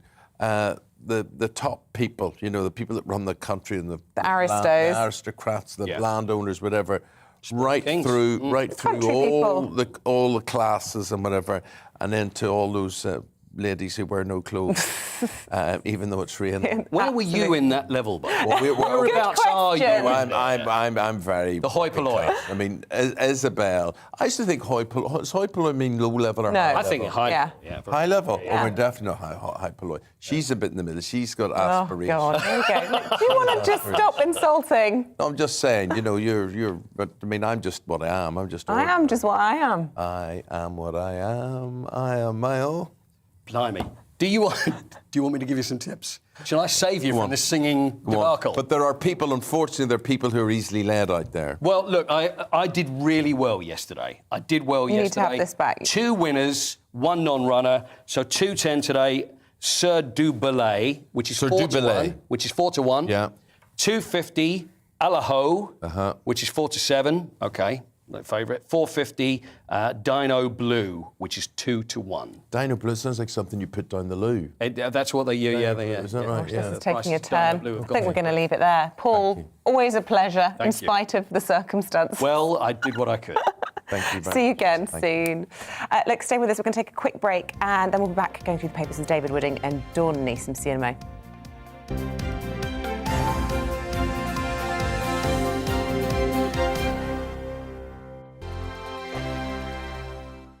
GB News is the UK's home of discussion and debate. From all perspectives. To stay up to date on the latest stories, Make sure that you subscribe to the GB News channel. Right here on YouTube. You can watch us live 24/7 across the whole world. You can also check out exclusive content and catch up on previous episodes of your favourite shows.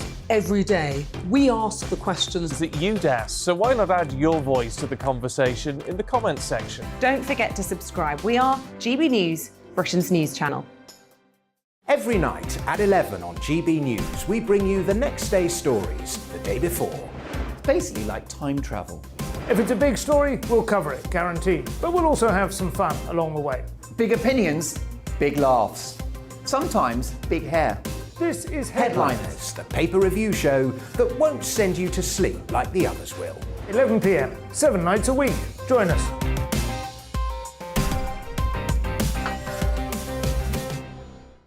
Hello there, I'm Eamonn Holmes. And I'm Isabel Webster. And we hope you can join us for... Breakfast with Eamonn. And Isabel. You make me laugh out loud, belly laugh. Is that important first thing in the morning? Yeah, absolutely. And there's me trying to be deadly serious. News is a serious business. Yeah, I have to rein you in sometimes. Well, it doesn't stop us laughing at it. It doesn't stop us having an opinion on what's going on. Yeah. And it certainly will not stop us reflecting what you think. Weekdays from 6 to 9:30 on GB News. I'm Dan Wootton. Join me Monday to Thursday from 9 to 11 for the feistiest and most fun news debate on TV, where free speech reigns. I'll bring you a sharp take on the day's biggest stories, bombshell newsmaker interviews, and A-list guests. And I guarantee you, no spin, no bias, no censorship, and no reason to go to bed. That's Dan Wootton tonight, Monday to Thursdays from 9 on GB News.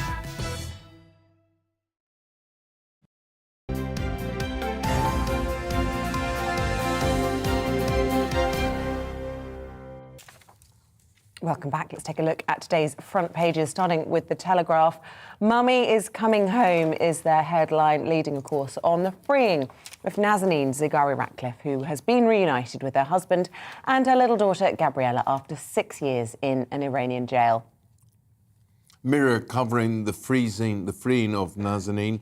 Her husband, Richard, reveals that the first thing his wife wanted upon returning home was a nice cup of tea. Here's the Daily Mail. It quotes Nazanin's 8-year-old daughter, Gabriella, as being ecstatic at her mother's release, stating that she could not wait for her mother to walk her to school. The Sun has spoken exclusively to TV presenter Denise Van Outen about an horrific sex tape ordeal when she was just 15 years old. And the Star leads on an ambitious plan to blast Vladimir Putin into space on a rocket headed to Jupiter. Couldn't be far enough away. The Nazanin story dominating. David Wooding here, political editor of the Sun on Sunday, and Dawn Neeson, former editor of the Daily Star.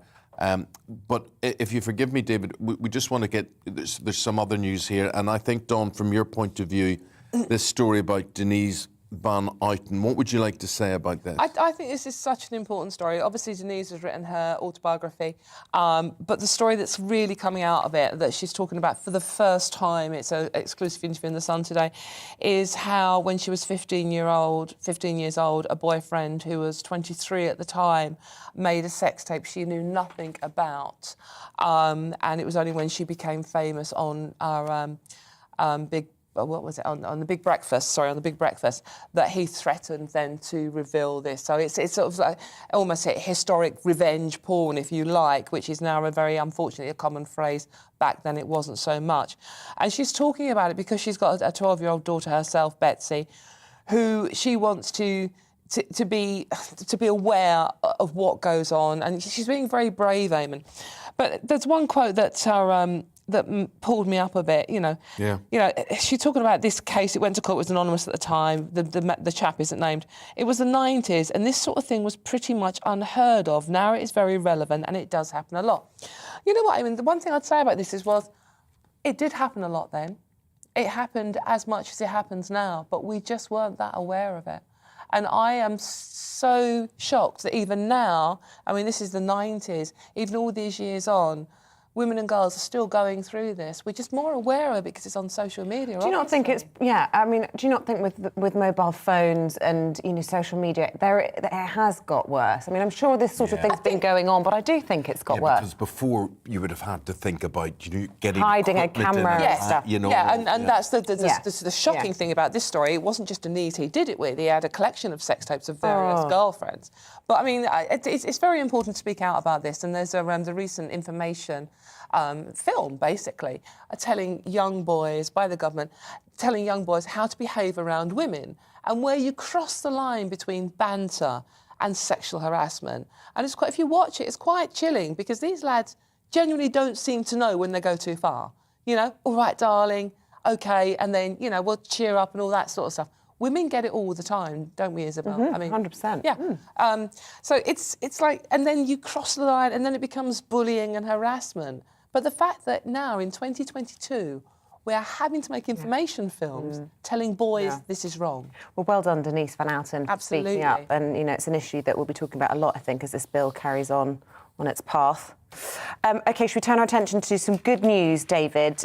On the front of almost all the papers this morning, I think apart from The Sun, the story of Nazanin Zaghari-Ratcliffe's release after 6 years. Yes, it's quite a coup, and it's some great news. I mean, it's taken 6 years. She's going home to a little girl who probably couldn't even walk when she's probably still crawling around when she was taken into custody. She's now a 7-year-old at school. What a reunion that was, and I mean they'll just be like strangers effectively in rebuilding their lives. But I wanted to focus a little bit on the political machinations that went behind this. Of course, we paid £400 million to Iranian regime, which sticks in the craw for some people, but it was a past deal, a 1970s deal about some chieftain tanks, which was never paid because there was a revolution and the regime was overthrown. But there is some, in the Express on page 3, there's some praise for the Foreign Secretary, Liz Truss, because during those 6 years, we've had 3 prime ministers and 5 foreign secretaries who've all tried their best to get Nazanin home.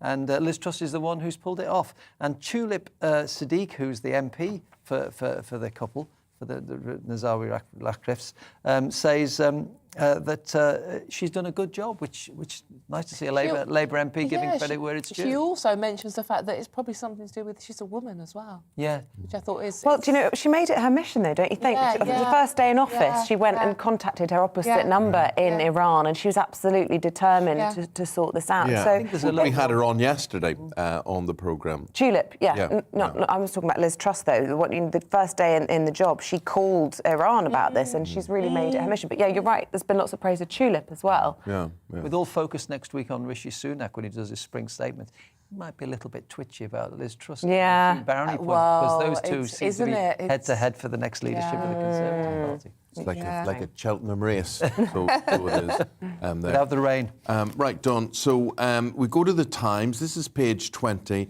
and this is to do with migrant crossings. It is. So I is, mean, is this necessary? This is not Ukraine. This is not Ukrainian migrants. This is the Channel crossing migrants. I mean, some of them may be Ukrainians. We don't know because most of them happen to lose their paperwork on the way across, don't they?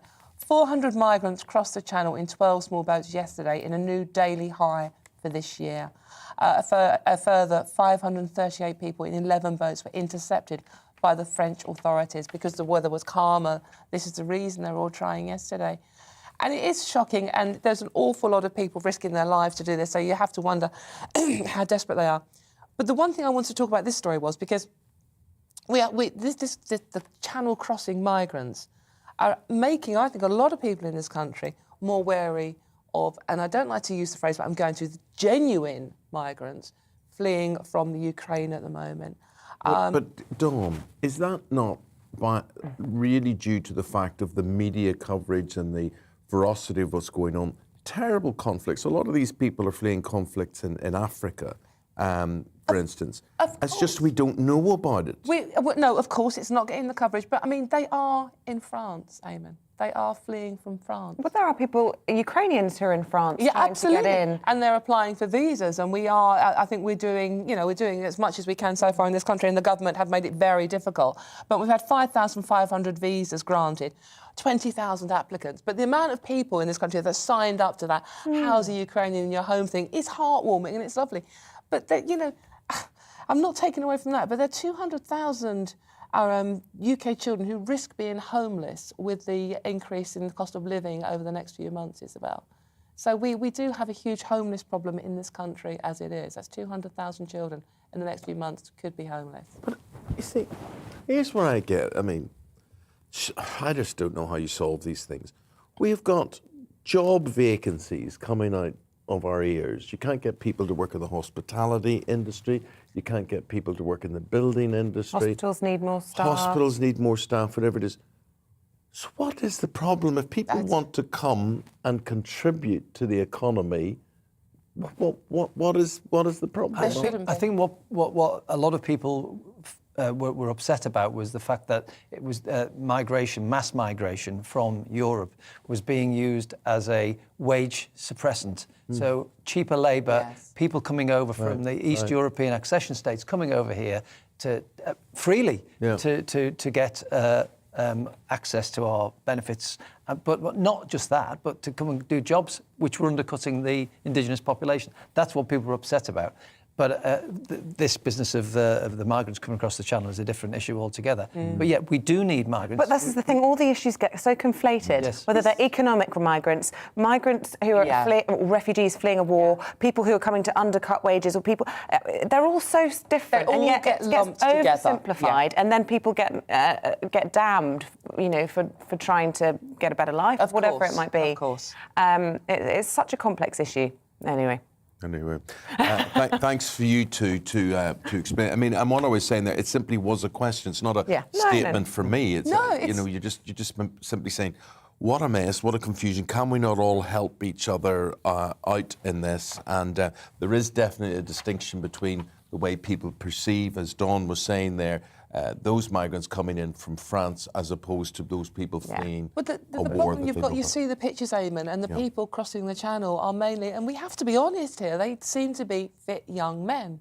You see the people fleeing the Ukraine, they're elderly people, they're women with children. There is a difference. But if there was a war going on in my country, I think I'd be fleeing it as a fit young man, or when I used to be a fit young man. And if anyone would like to offer Eamonn a room, then please feel free to phone in. Guys, appreciate it. David and Dawn are going to be back in about 45 minutes, so thanks very much indeed. We are talking about piggies now, a British pig farm. In fact, pig farmers in general are warning that the industry could collapse as feed prices have really risen sharply as a result of this conflict in Ukraine. Well, the countries are two of the biggest suppliers of wheat for animal food. Costs are up 50% in just a week. So our reporter Anna Riley is with some pig farmers in East Yorkshire who've taken matters into their own hands. Anna, who are you with and what are they doing? Good morning, Isabel and Eamonn. Yes, I'm here with Kate and Vicky. They're pig farmers here in East Yorkshire, and they've been feeling the pinch like pig farmers across Britain with these increased costs in pig feed. Can you just tell us a little bit about that, Kate, and tell us about the struggles you were already facing in this industry? Yeah, OK, so the last 8 months have been horrendous for us. We've had pigs backlogged on farms because the processors couldn't get the butchers in.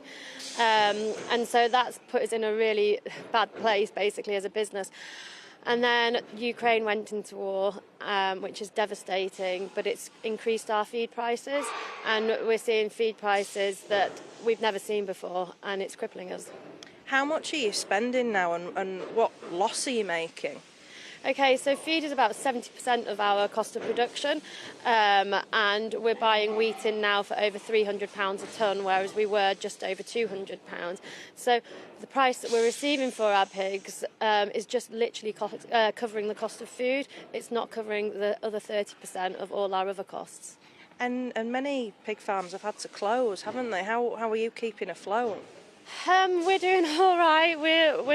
We're trying to carry on.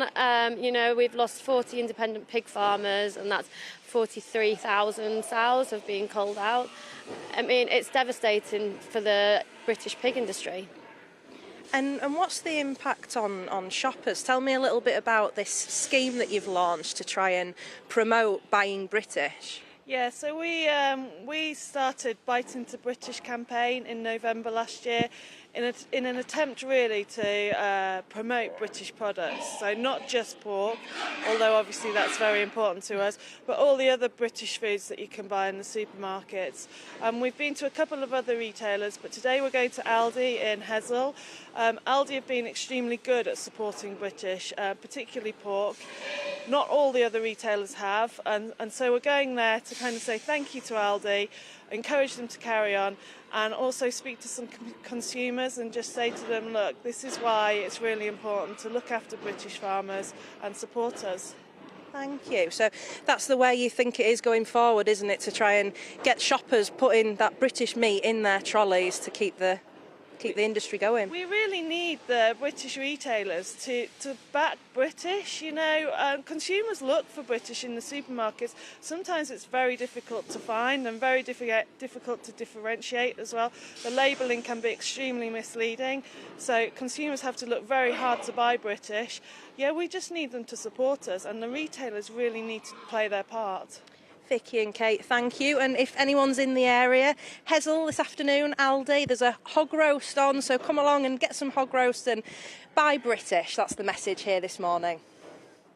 Advertisement as well with those lovely piggies sunbathing in the background behind you. They're getting a lovely little bit of sunlight on their pink flesh there. Thanks so much. Pink. Well, don't they look? They're just catching the light. Go full frame again if we can, and just look how lovely and pink they look. They do. They look like healthy piggies. You're absolutely right. Our dog finds the sunniest spot and the step and then goes outside and does that. Anyway, happy St. Patrick's Day. Here we go. It is Thursday the 17th of March. It is also my wife's birthday today. Oh, happy Let's not birthday, forget Ruthie. that. But I think St. Patrick's Day trumps what is going on. Now, in the studio now is Kevin Marr. And Kevin is going to tell you the whole history behind St. Patrick's Day. Because, Kevin, I think we give permission for everybody to be Irish today. People like being Irish. They do. It's a special dispensation for the whole world. It's the biggest festival of its kind. In the world anyway, and of course when you look at the Irish diaspora around the world, there's about 80 million people around the world. The diaspora Irish. I know what a diaspora means. I'm just telling you. I'm just saying. It's not just related to the Irish. Lots of other people have a diaspora. I know, but our diaspora. Do you know? I'll tell you this, but you don't know this, right? There's 66 million people. In where? Somewhere. In the UK. Right. Right. Do you know how many of them are of Irish descent? How many? 40 million. Shush. Shush, I'm telling you. No. So is that true? I'm going to ask. That's probably true. If you go back a few generations, definitely. Absolutely right. That's because they have so many kids. Probably. Anyway, let's not go. Probably. But yes, sorry, Kevin. Sorry. No, not at all. So there's 80 million people around the world anyway that have got clear kind of Irish roots, and these are the obvious people that you know you might look at a Joe Biden or somebody like that that's 3 or 4 generations back, but he's very quintessentially Irish in his ways. But I mean, it's also figures in history like, Muhammad Ali, Che Guevara, people like that. What Muhammad Ali, Ireland? Tell me what that's about. His great-grandfather was an Irishman and came over, and Muhammad Ali often spoke about his Irish connections. We're all a bit of everything. Come on, what is it about? Why do people really latch on to their Irish heritage? It's like, I'm one little 16th Irish, and they love it. I mean, don't get me wrong, my husband's got lots of Irish ancestry, but they go on and on about it. It's with people who remember the past very well, and of course sentimental. Well, St Patrick's Day's been it's a bat signal once a year to the Irish around the world, really, for people to kind of connect and touch back in with their heritage. Assemble. It is, yeah. That heritage will be in lots of places that you don't know. Tell people about the Black Irish in the West Indies. It's a feast day, St Patrick's Day, obviously in Ireland, in Northern Ireland, Newfoundland as well. It's a public holiday, but it is as well in the island of Montserrat, in the Caribbean as well, and that dates back to the kind of Cromwellian purges of the Irish, 500 years ago, where the Irish some of them were effectively sold as indentured labourers, or what we would term today modern-day slavery, basically, and we're pushed over to the Caribbean. And there's people there with very clear Irish antecedents. And until a couple of generations ago, you would have had people in Montserrat that would have, Irish would have been the first language.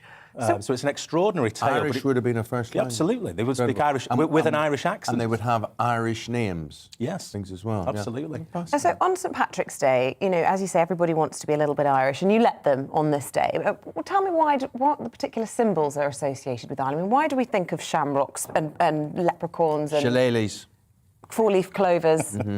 Four-leaf clovers, a shamrock. Oh, sorry, is the it? Holy Trinity, the Father, the Son, and the Holy Ghost. Absolutely. The story goes that St Patrick, who was captured by Irish raiders and brought to Ireland as a slave, later came back and as a priest and a bishop and converted the pagan Irish to Christianity. And the story goes that, and it is a story, but that the shamrock, the three leaves of the shamrock, 3 in 1, was how he sort of won the Irish over to the concept of the Holy Trinity, Father, Son, and Holy Ghost. Gosh, so it's as I say, with people of the past who've got a very rich history and know that history.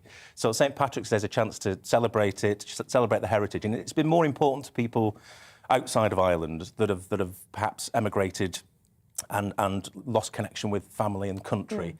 It's a chance to reconnect. It's an AGM for the global Irish, basically, which is why it's been a bigger thing in America and even in Britain than it has even necessarily in Ireland. I remember you calling me on St Patrick's Day years ago from New York. Yeah. And they turned the Hudson green. Yeah. They turned the river green. Yeah, it was very cold, very, very cold that day. But I was heavily influenced by my father, who, as a working man, never worked on St Patrick's Day. Yeah. That was the national holiday. It was a day off. I mean, lots of people break it, but it meant something. And as children, we would have the day off school. We don't do that on St George's Day, do we? Well, I don't think you enjoy it as much as we do. But we had a tradition and a routine, and which involved mass at 11 o'clock and being blessed with this St Patrick's relic. There was a bone of St Patrick's. All right, lovely. And lovely. There's always a bit of morbidity to it. But and the shamrock, the symbol of the shamrock. Is very important, and this insistence on what we term drowning the shamrock. Tell people about that. This is about putting it's something I'm not desperately familiar with, but this is putting whiskey. Basically, just means you get drunk. It is, and potentially drinking the shamrock as well, and you throwing get it over your shoulder. Because here we are in Lent, and a lot of people give up alcohol for Lent. I know you haven't, Isabel, but I actually have given it up midweek, but you're allowed a day of dispensation. On St Patrick's Day. Yeah. Well, you're not unless you're Irish, so that's interesting. But you know me. You can get in there. You can do that. Yeah, that'll be fine. Well, look, how will you be celebrating today? Well, I'm working all day, unfortunately. Let's Guinness tonight. Let's put it this way: I won't be up at this time tomorrow morning. Yes, fair enough. Okay, so tonight will be the big one. Kevin Marr, absolutely delightful to talk to you, author and commentator on British and Irish politics, and it's been an Irish off. I knew it would be. Yeah, well, learned a lot. 40 million. I agree with you that our National Day means a lot to us, and it brings us together around the world, in the country of Ireland, everywhere.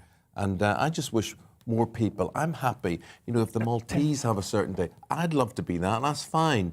You know, if the South There's Americans... Australia have a Day, isn't there? Yeah, you know, I just think people's national days are absolutely fantastic, and we should celebrate and enjoy more often. Any chance to have a bank holiday and time off. Good.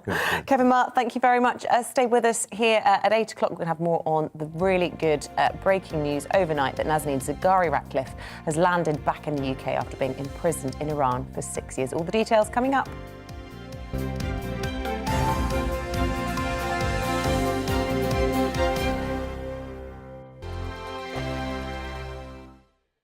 GB News is the UK's home of discussion and debate from all perspectives. To stay up to date on the latest stories, make sure that you subscribe to the GB News channel right here on YouTube. You can watch us live 24/7 across the whole world. You can also check out exclusive content and catch up on previous episodes of your favourite shows. Every day, we ask the questions that you'd ask, so why not add your voice to the conversation in the comments section? Don't forget to subscribe. We are GB News, Britain's news channel. Every night at 11 on GB News, we bring you the next day's stories the day before. It's basically like time travel. If it's a big story, we'll cover it, guaranteed. But we'll also have some fun along the way. Big opinions, big laughs. Sometimes big hair. This is Headliners, the paper review show that won't send you to sleep like the others will. 11 p.m, 7 nights a week. Join us.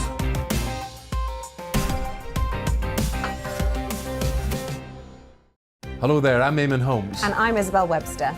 And we hope you can join us for...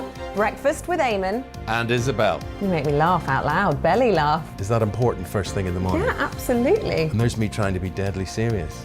News is a serious business. Yeah, I have to rein you in sometimes. Well, it doesn't stop us laughing at it. It doesn't stop us having an opinion on what's going on. Yeah. And it certainly will not stop us reflecting what you think. Weekdays from 6 to 9:30 on GB News. I'm Dan Wootton. Join me Monday to Thursday from 9 to 11 for the feistiest and most fun news debate on TV, where free speech reigns. I'll bring you a sharp take on the day's biggest stories, bombshell newsmaker interviews, and A-list guests. And I guarantee you, no spin, no bias, no censorship, and no reason to go to bed. That's Dan Wootton tonight, Monday to Thursdays from 9 on GB News.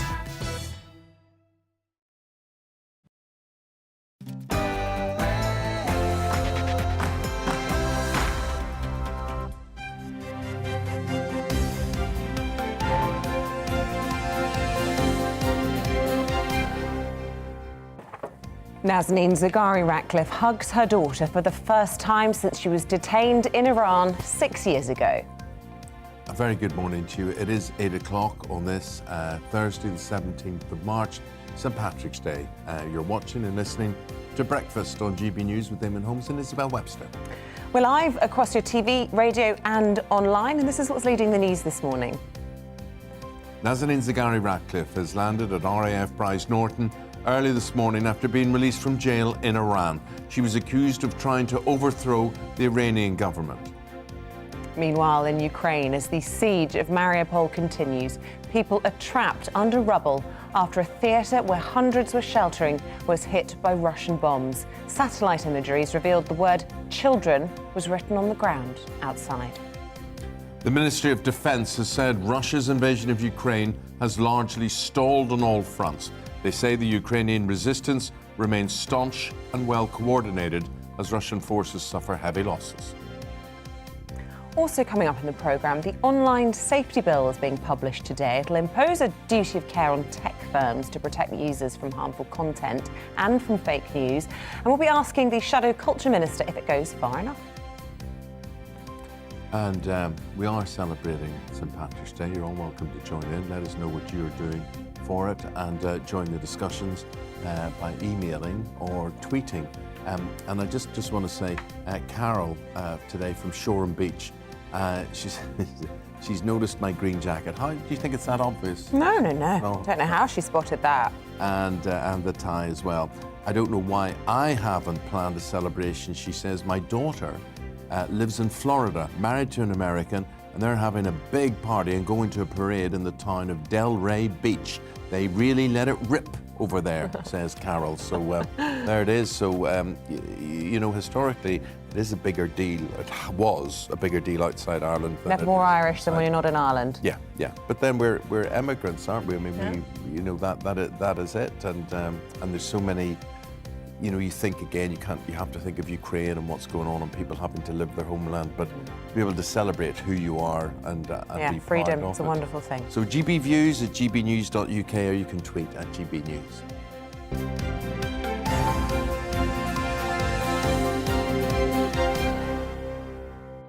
So there were emotional scenes this morning at RAF Brize Norton as the British-Iranian nationals Nazanin Zaghari-Ratcliffe and Anousheh Ashouri touched down on British soil following their detention in Iran. Well, both of them were greeted by loved ones, with Nazanin hugging her daughter for the first time in 6 years. Our political editor Darren McCaffrey has the backstory. Back on British soil, after 6 long years in an Iranian prison, it took just 6 short hours for Nazanin Zaghari-Ratcliffe to arrive home last night, welcomed by her delighted and grateful husband Richard and 7-year-old daughter Gabriella.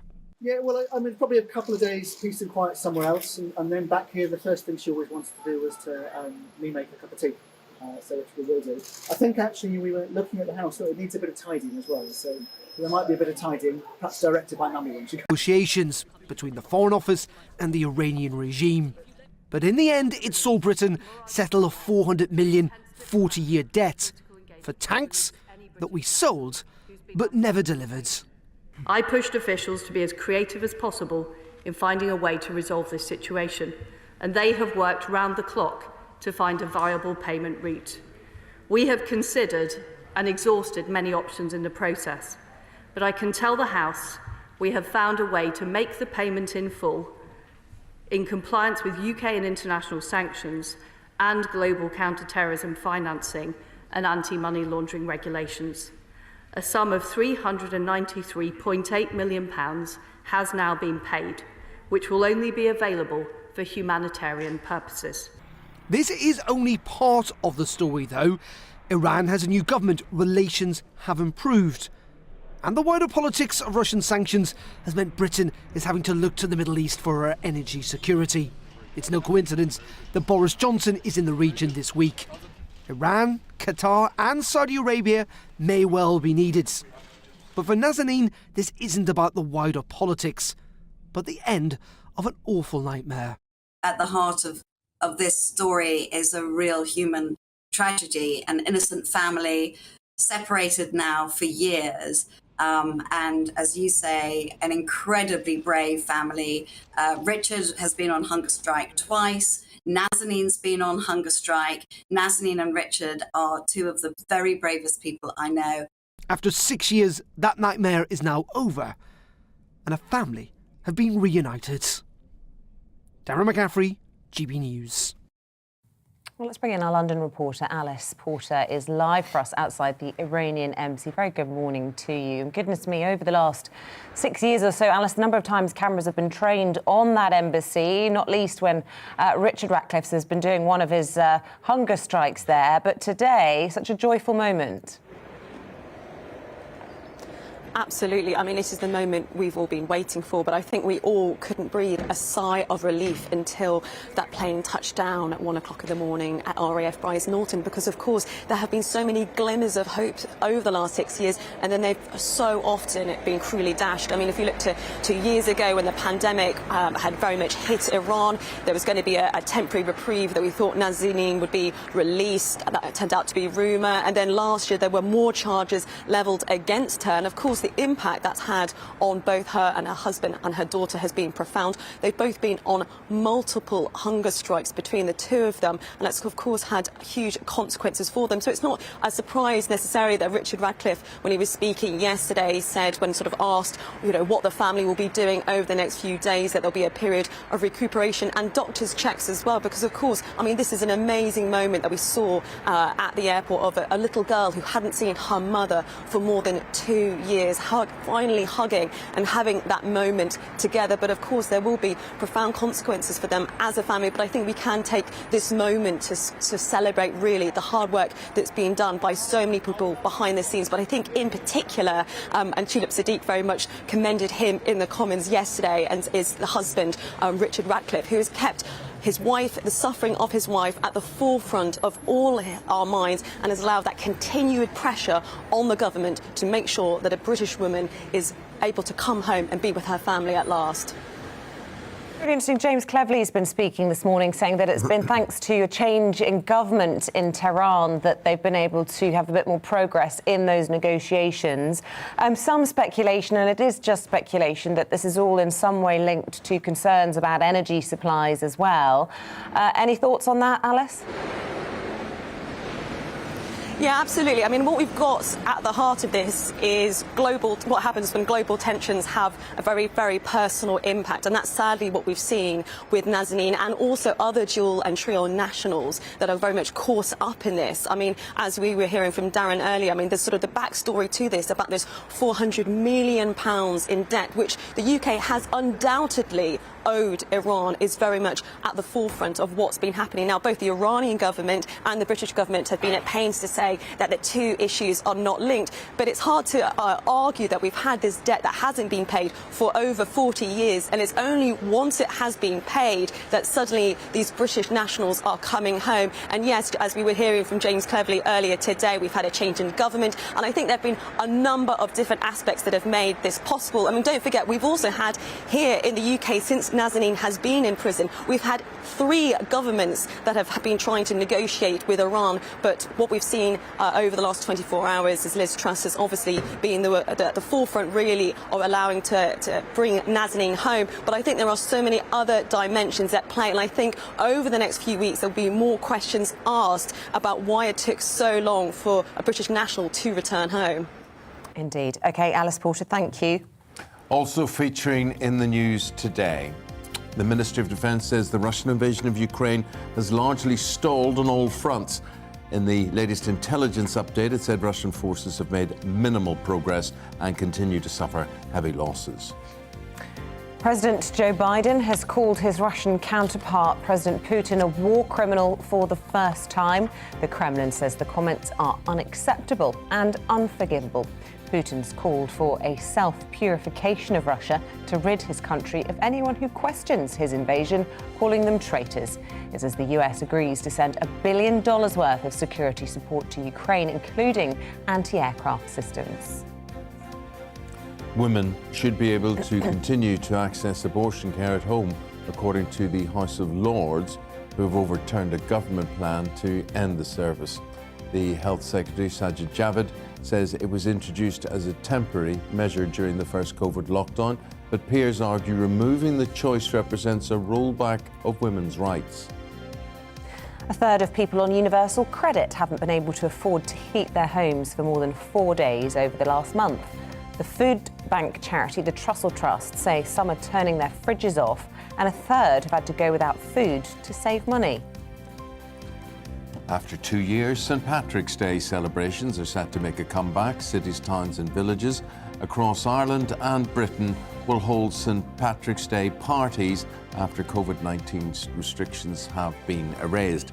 Up to 400,000 people are expected to attend the parade in Dublin after it was cancelled for 2 successive years due to the pandemic.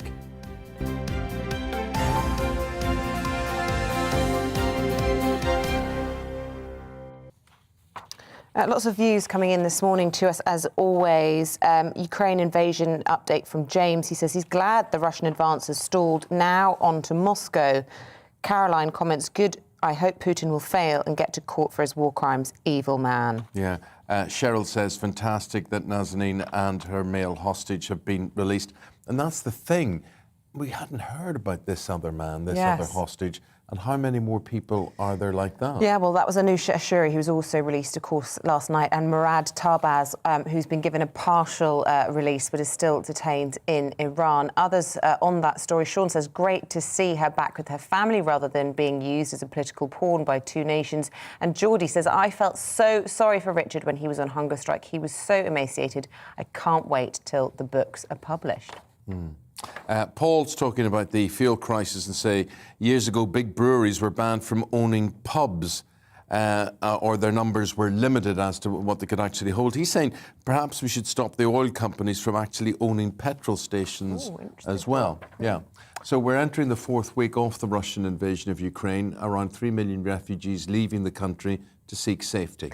Ukrainian President Zelensky confirmed that Russian forces had bombed a theatre filled with women and children overnight, as further reports suggest a school in the city of Marefa was also hit. The UK Defence Ministry has meanwhile released a report claiming that the Russian invasion is stalling on all fronts. Well, updating us live on the refugee crisis in Hungary is GB News reporter Rosie Wright. Very good morning to you, Rosie. Good to see you. Look, when we hear reports of schools being targeted, theatres with signs clearly saying that children are there, there's no surprise then that huge numbers of children are fleeing out of the country. And indeed, that is what you're seeing. Tell us more about the story where you are in Budapest. Yeah, a train's just arrived in from Ukraine. Lots of women with their children right now here at Budapest's main station. The rest of the EU is kind of opened up to you. Let me show you here some of the arrivals on the trains here. We've got trains to go to the Czech Republic, to Romania, France, Germany. And when you arrive at this station, we're about 180 miles off the border, you're greeted with this humanitarian centre. And they've got a map here explaining where you can get everything you need. So we've got food over here. The Red Cross are just behind the food station. If we move around here, this is a particular area now for where you can come with your children, of which there are many in this station this morning. Down there, that's really crucial, the ticket office. Now, anyone who arrives in Budapest with their Ukrainian passport can go down there and get a ticket for free to anywhere they'd like to go to from this train station. That's what many people are doing. Transport hub over here, so that if people have got to wait, for example, if you want to go to France or to Germany today, you can't get the first train, there's a waiting list. So you can spend some time here, they can organise some transport for you and some food. There's sort of a makeshift waiting room over there. These people here in orange, they've set up actually buses, free buses providing you with accommodation as well to get to Germany. So they can provide you with food, accommodation, speak to these people, and then you will be on your way to somewhere safer. The majority of people coming to Budapest actually are not coming here to stay. This is a sort of place where people are transitioning from. Now we can speak to Jana over here, who's just arrived. Jana, thank you very much for speaking to us. We've interrupted you on a very difficult journey. Just explain, you have left Kharkiv to come here.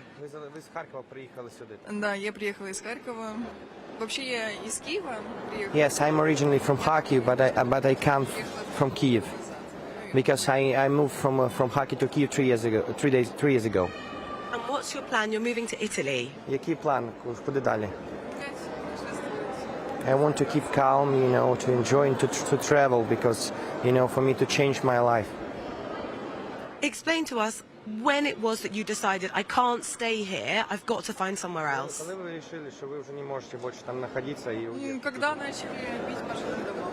You know, they even try to, you know, to kill missiles on the civilian houses. They just try to kill the civilians in Kiev. Remarkably composed, all together. How are you feeling? Як ви себе почуваєте зараз? Вообще прекрасно, хорошо, все хорошо. I feel better. I'm so thankful for volunteers. You know, they give us accommodation, transportation, and also food. Some, you know, hot beverages. It's good. Thank you. And what's the journey been like to get here? It was so long because we are waiting for a long time, about 5 hours on the border by train. What I haven't said is your job. Can you tell us a little bit about that? I'm synchron swimmer. I had a career for professional for 10 years. When I was 10, I studied my career. I was world champion 2019. That is just incredible. What are you thinking about your life from now? Professionally, swimming, socially, your friends, family? Как вы вообще думаете, все поменялось? Ваша профессиональная карьера, семья, что дальше? Yeah, of course it changed everything, you know. It's new life, new pages on my life because I'm retired from my career and now I'm trying, you know, to organize, to create my new life here. You're starting again, really. What are your family doing? Что семья делает? Где семья находится? Мама находится в Харькове. My mother stay in Kharkiv, you know, just like you. Some of the family members, they stayed even in Russia. Why has your mum decided to stay? Почему мама решила остаться? I don't know, but she said that she stayed unsafe on the shelter. It was the reason why she stayed in Kharkiv. Nana, thank you so much for speaking to us and giving us some time in what's been an extremely heartbreaking few days. Thank you. Yana, one of many people arriving into Budapest to work out where next. Hungary is actually a country that traditionally has not welcomed refugees. It's not welcomed migrants. Of course, that's changed in the last few weeks. The Prime Minister actually saying the country's anticipating up to 900,000 people, refugees, coming here, maybe not staying, but then moving on to other locations. OK, Rosie, thank you so much. Thank you very much indeed. With that, we're going to take a break and then we'll be asking Shadow Secretary of State Lucy Powell her thoughts on the online safety bill. Yeah, first of all, here is your Thursday forecast. Hi there, I'm Aidan McGivern from the Met Office. A chilly start for most of us this morning, but a bright one. And actually today promises plenty of dry weather with sunny spells. A real contrast compared to yesterday. That's because yesterday's weather fronts are now moving away and in their place a ridge of high pressure building in. But a couple of other features are approaching the northwest.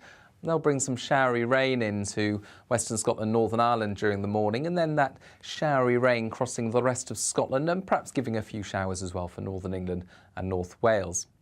Away from that, after a chilly start, much of the rest of England and Wales stays dry and bright. Wall-to-wall sunshine in places and temperatures rising as a result. 15, 16 Celsius in the southeast, 13, 14 in the southwest. Feeling colder further north, 9 to 12 degrees for Scotland and Northern Ireland, and increasingly cold actually for the northwest of Scotland with those showers during the evening falling as snow over the hills above 100 metres, sleet and hail at lower levels, brisk breeze as well. But overnight the showers tend to push north and widely we'll see dry weather across the UK by dawn tomorrow and clear skies. Not clear everywhere, there will be some cloud for Wales and Western England and as a result frost-free here, but where we've got the clear skies, a few fog patches and some frost first thing tomorrow. But tomorrow looks pretty good across the board. It looks like from the far north of Scotland to the far south of England, it's going to be staying dry. There'll be plenty of sunshine, just some fair weather cloud here and there, Northern Ireland, Southern Scotland, Northern England, the Midlands perhaps. So cloudier at times, but where we get the sunshine, 15, 16 Celsius possible in the south, 13, 14 further north. Saturday is looking even warmer, could get 18 Celsius in the far northwest of Scotland, but it's going to be breezy in the south and the east, feeling cool in that breeze, more sunshine on Sunday.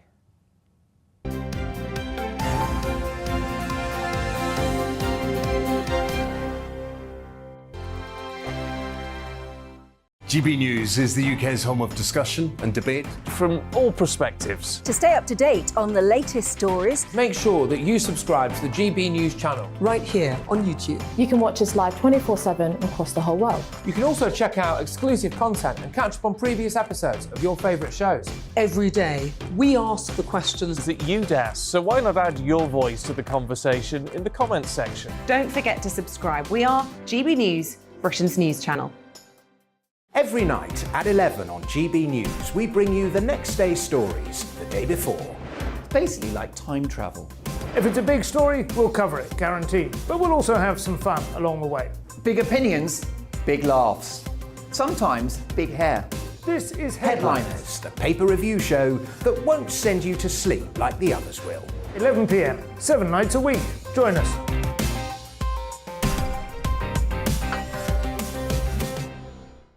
Hello there, I'm Eamonn Holmes. And I'm Isabel Webster. And we hope you can join us for Breakfast with Eamonn and Isabel. You make me laugh out loud, belly laugh. Is that important first thing in the morning? Yeah, absolutely. And there's me trying to be deadly serious. News is a serious business. Yeah, I have to rein you in sometimes. Well, it doesn't stop us laughing at it. It doesn't stop us having an opinion on what's going on. Yeah. And it certainly will not stop us reflecting what you think. Weekdays from 6 to 9:30 on GB News. I'm Dan Wootton. Join me Monday to Thursday from 9 to 11 for the feistiest and most fun news debate on TV, where free speech reigns. I'll bring you a sharp take on the day's biggest stories, bombshell newsmaker interviews, and A-list guests. And I guarantee you, no spin, no bias, no censorship, and no reason to go to bed. That's Dan Wootton Tonight, Monday to Thursdays from 9 on GB News.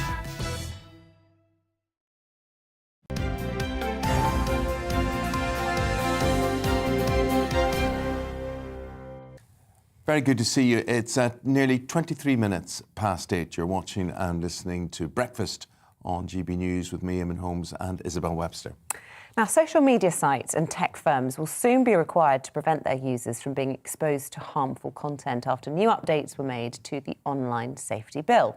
Well, the new laws will see the UK communications regulator, Ofcom, given power to issue fines or block sites that break the rules, but will this stop children accessing dangerous videos or sites? Well, joining us now to discuss the bill is Lucy Powell, Shadow Secretary of State for Culture and Media. And let's start with that question. Is it going to make a difference? Well, it will make a difference. Obviously, we've had an unregulated Wild West on the online internet space, on the social media platforms for too long now. And in fact, one of my main criticisms is that it's taken the government nearly 4 years to actually bring forward this bill. And in that time, there's been a huge amount of damage caused to young people, to people losing money through scams, to online Russian disinformation and other problems that has caused as well. So it will make a difference. But look, I'll look at the bill when it gets published later today. But there are concerns from children's charities and others that it won't go far enough in terms of some of the regulation and sanctions and how that can be implemented. But that also I do fear that the government is going down slightly the wrong track in relation to prescribing and drawing up a sort of list of things that they're going to say are harmful, rather than allowing Ofcom to take a systems-wide, a sort of policy-wide approach to these platforms. Because it's not just about the individual content that may be under scrutiny, but it's about the impact of lots of that sort of content coming to you because of the algorithms, the way the business models of these companies work. So I hope that the government isn't going to go down the wrong track on that balanced argument. Lucy, I think you've got a really good point here, and you talk about those algorithms and how these sites and media has a mind of its own, things that we don't even understand, what appears on our social media, that we're not aware of. It's so complicated. My point is this: Ofcom, are they up with it? Are they up to it? Have they got the staff? Have they got the resources for this? The industry changes all the time. And I say this because Ofcom's time is basically taken up by professional moaners who wake up wanting to be offended and are tied up with all of this. And this is really important stuff. This is important stuff that is harming people and harming children and exploiting people to such an awful, horrible degree. And all people care about, or they seem to care about, is, whether Coronation Street is accurate or not. Well, you make a really good point, Eamonn. Ofcom are recruiting another 300 staff to do this task. It'll be a big new part of Ofcom's remit, a massive new part of Ofcom's remit. Could we have set up an entirely new regulator? Possibly so, as you say. I mean, one of the real concerns that I and others who are scrutinising and looking at these issues have is this sort of David and Goliath situation that we have here, because it's one thing regulating GBNews, it's quite another trying to regulate a company as wealthy and as powerful as Facebook, based in another country, with all of the lawyers and all of the money that they could throw at that problem. So there is an issue here of sort of asymmetry, where we've got a small British kind of regulator trying its very best to regulate the policies and the impact of some of these giant social media companies. So that's why we've been calling for a long time for tougher sanctions, criminal sanctions, and for the regulator to have the resources and the powers and the teeth that it needs to really be able to take effect of some of the powers that it might be given under this bill. Lucy Powell, whilst I've got you, I just want to ask you about the really great news this morning about the return of two British nationals, Nazanin Zaghari-Ratcliffe and Anousheh Ashouri. What are your thoughts on that this morning? Well, it's wonderful news, isn't it? I mean, it's so nice to have some good news. It's been a long time since I think we've all woken up to some good news. It's a story that we've all followed as a country, I think, over the last few years, and something that the British public have really got behind. So it is just great news all round, really. And I want to pay particular tribute to Richard Radcliffe, Nazanin's husband, for his dogged, persistent, determined campaigning, and to their local MP, Tulip Sadiq, who's a friend of mine, who I think, she was newly elected when this first sort of landed on her lap, and she's been tenacious in consistently raising this in Parliament and putting pressure on the government, and the government have come through. So I think everybody all round has played their part here, even though it has taken probably a lot longer than it should have done. Lucy Powell, lovely to talk to you. Thanks for joining us this morning, Lucy Powell. Thank you. Thanks, Lucy. We'll take a break there. We'll head towards the newspaper reviews with Dawn Neeson and David Wooding straight after this short break. Please do stay with us.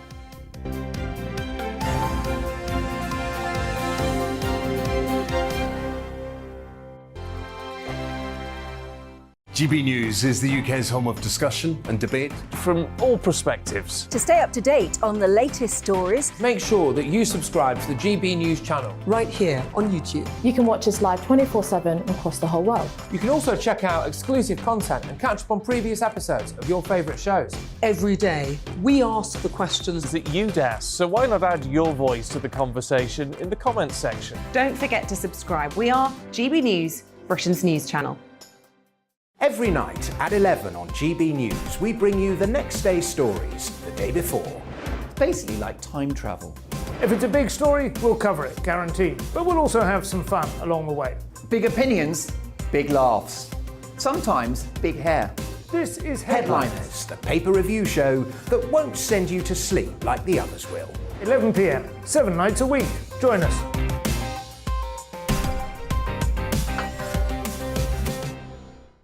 Hello there, I'm Eamonn Holmes. And I'm Isabel Webster. And we hope you can join us for Breakfast with Eamonn and Isabel. You make me laugh out loud, belly laugh. Is that important first thing in the morning? Yeah, absolutely. And there's me trying to be deadly serious. News is a serious business. Yeah, I have to rein you in sometimes. Well, it doesn't stop us laughing at it. It doesn't stop us having an opinion on what's going on. Yeah. And it certainly will not stop us reflecting what you think. Weekdays from 6 to 9:30 on GB News. I'm Dan Wootton. Join me Monday to Thursday from 9 to 11 for the feistiest and most fun news debate on TV, where free speech reigns. I'll bring you a sharp take on the day's biggest stories, bombshell newsmaker interviews, and A-list guests. And I guarantee you, no spin, no bias, no censorship, and no reason to go to bed. That's Dan Wootton tonight, Monday to Thursdays from 9 on GB News.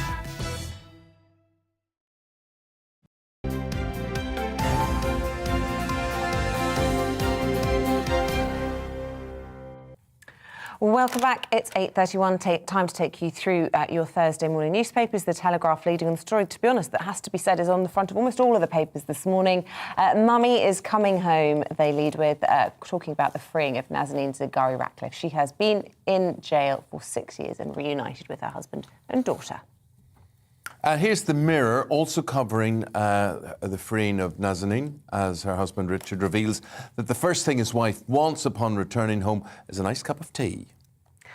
Daily Mail quotes Nazanin's 8-year-old daughter, Gabriella, as being ecstatic at her mother's release, stating that she can't wait for her mum to walk her to school. Let's go to The Sun, and here we have an exclusive interview with the TV presenter and actress Denise Van Outen about an horrific sex tape ordeal when she was just 15 years of age. Let's talk about the stories on the front pages and in the papers now. David Wooding is the political editor of The Sun on Sunday, and Dawn Neeson, again, former editor of The Daily Star. And we like having you guys together. Hopefully we give you lots of time to talk. So, Dawn, it's this animal story, this lad who plays for West Ham, Zuma, and the cat abuse. So it doesn't look as though he's getting away with it. No, it doesn't. And this was a huge story when it happened.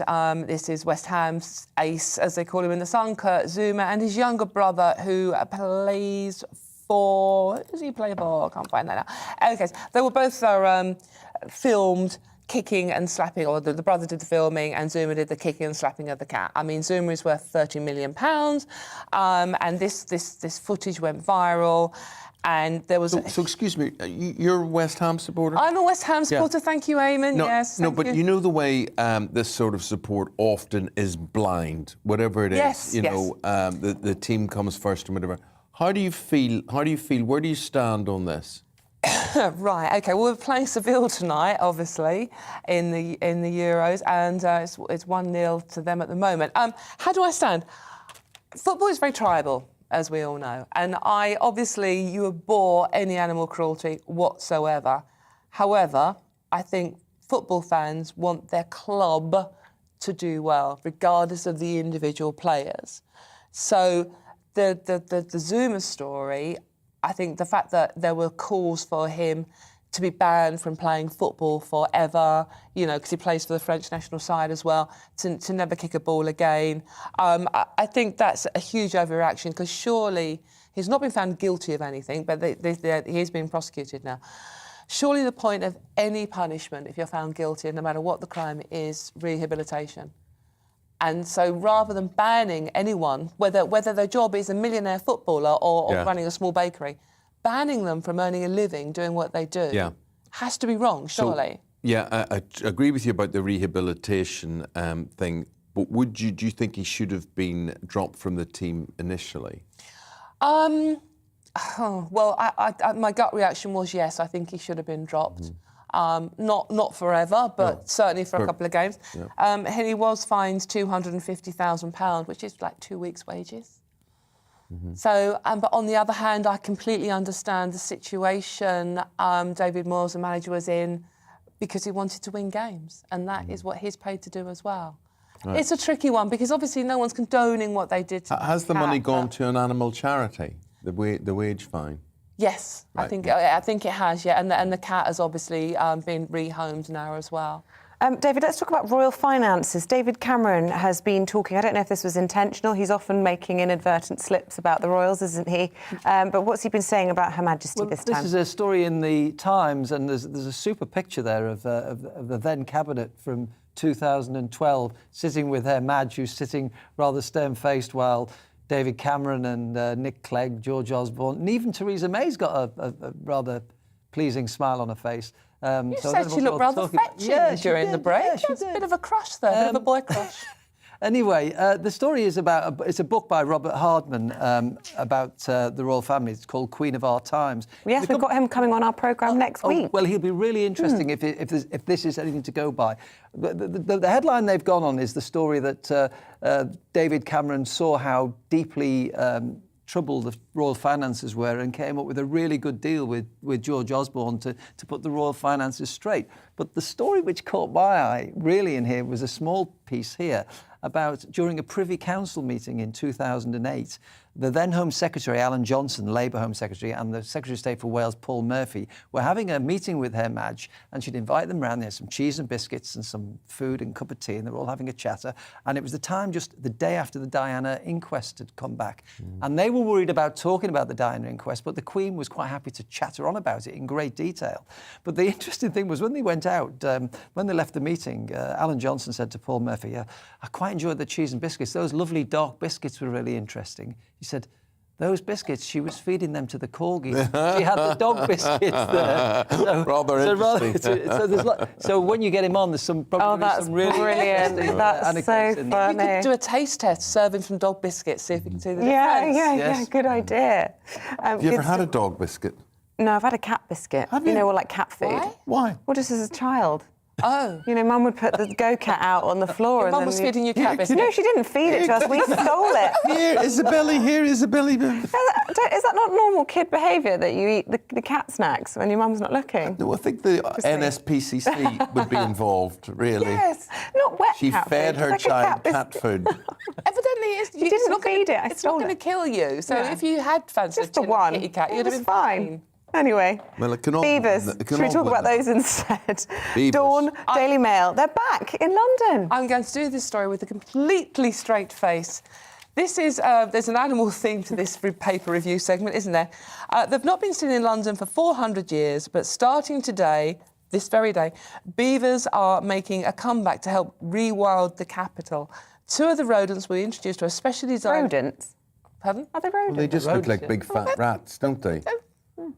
That's a bit beaverist. But I still do. You see, look, I like all this nature and things. What's wrong with rats? But I don't think... I can't see how beavers who block up rivers... No, they're very important. Trust me, the scientists know better than we do. Right. So what do they do? Oh, I don't know. Let's find out. Right. OK. Any case, this is in a country park in Enfield, in North London, and it's hoped the pair, who have not met, so not even been formally introduced. Yes, absolutely.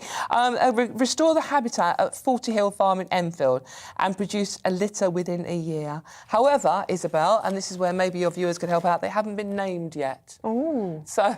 Beaver McBeaver face. Yes, suggestions have included Justin Beaver and Sigourney Beaver. Eamonn, don't go there. So maybe people would like to suggest other suitable names. About Claude Van Damme. Ooh. Oh, yes, David. That's why they pay you the big bucks. Very good. Very good. OK, David. We stay with the animal theme in the Telegraph. This is page 3. Dodo. Now, dodo is a bird, very ugly-looking bird that is totally... You're being dodoist now. Dodoist now. It's unbelievable. Well, what? You wouldn't... I mean, it's hardly... No, I know. We're just winding you attractive, up. There it is. Tell Oh, my us about- gosh, Well, yeah. The dodo is a flightless bird, about 3 foot tall, which went extinct. We have the expression dead as a dodo. A lot of people use it and don't know what it is. There's a picture of it there. And it went extinct in the 17th century because it was being hunted by humans, but it was also... It fell prey to other wild animals like bulls and things. And beavers. Probably beavers. Exactly. Anyway, some scientists from the University of California in Santa Cruz have found a way of recreating it in the same way that we had Jurassic Park. Yeah. And they will use the DNA with another bird, which is called it's a pigeon. It's a pigeon, which is very similar. And they're going to try and recreate, like Dolly the sheep, a dodo. And there would be some use of having a dodo back because it would be a historical... But what do you guys all think about this? Because seriously, we are heading down the Jurassic Park route, bit by bit. Well, I think it's great if it means we can keep some of those species. You start with a dodo, you end up with a T-Rex. Ah, yeah, exactly. That's exactly where we're going. Careful what you wish for. And remember, a dodo bird has little brain. It weaves about from lane to lane. It used to be an advert for driving. Oh, Eamonn, you never cease to amaze me. You and your songs. I've never heard that one. Well, I'm telling you, it existed. An education. Yeah, it was about teaching. It was a public information film, which was to tell car drivers where to stay in the lane on the motorway. Okay. That sort of thing. Yeah. Anyway, back me out. There's somebody. No, it was a weaver bird, was it? A weaver bird is a little brain. It weaves about from lane to lane. Anyway. Computer theories, Dawn. This is in the Star. Page 23. I forgot I was going to do this story. Oh, sorry. Googling how not to forget. Evidently, the more we Google, the less we remember. Having facts easily available online means our brains are less likely to process them properly. In fact, we actually remember more how we found that fact rather than what the fact was. Do you know, the reason I really believe that to be true is I think of the effect of a sat-nav. And I can type in the destination into a sat-nav and do that journey 10 times, but I never remember it because I'm not concentrating. I'm taking the facts from a second. Anyway. I say that's absolutely true. That's the same thing. You're not learning anything, you're just being led. Yeah. Which is, it's a worry. It's another thing to worry. And kids can't read maps. I sound very old now. Kids can't read maps. I love a map. I love a map. Can you read a map? Really? I could get lost in a map. Love a map, I sit and read maps. Are you good on your symbols? Pardon? Are you good on your map symbols? Very personal question. Yes, absolutely, yes. I'd love to have a test here, from an ordnance survey point of view. Yeah, go on. No, I'm just saying all the little things that mean things. I mean, you still in that in the Scouts, map reading? Were you in the Scouts? I've got a badge. Yeah. Did my Duke of Edinburgh. Yeah. Oh, did you? Yeah. Oh my God, did you get a gold award? No, just bronze. It's done after bronze.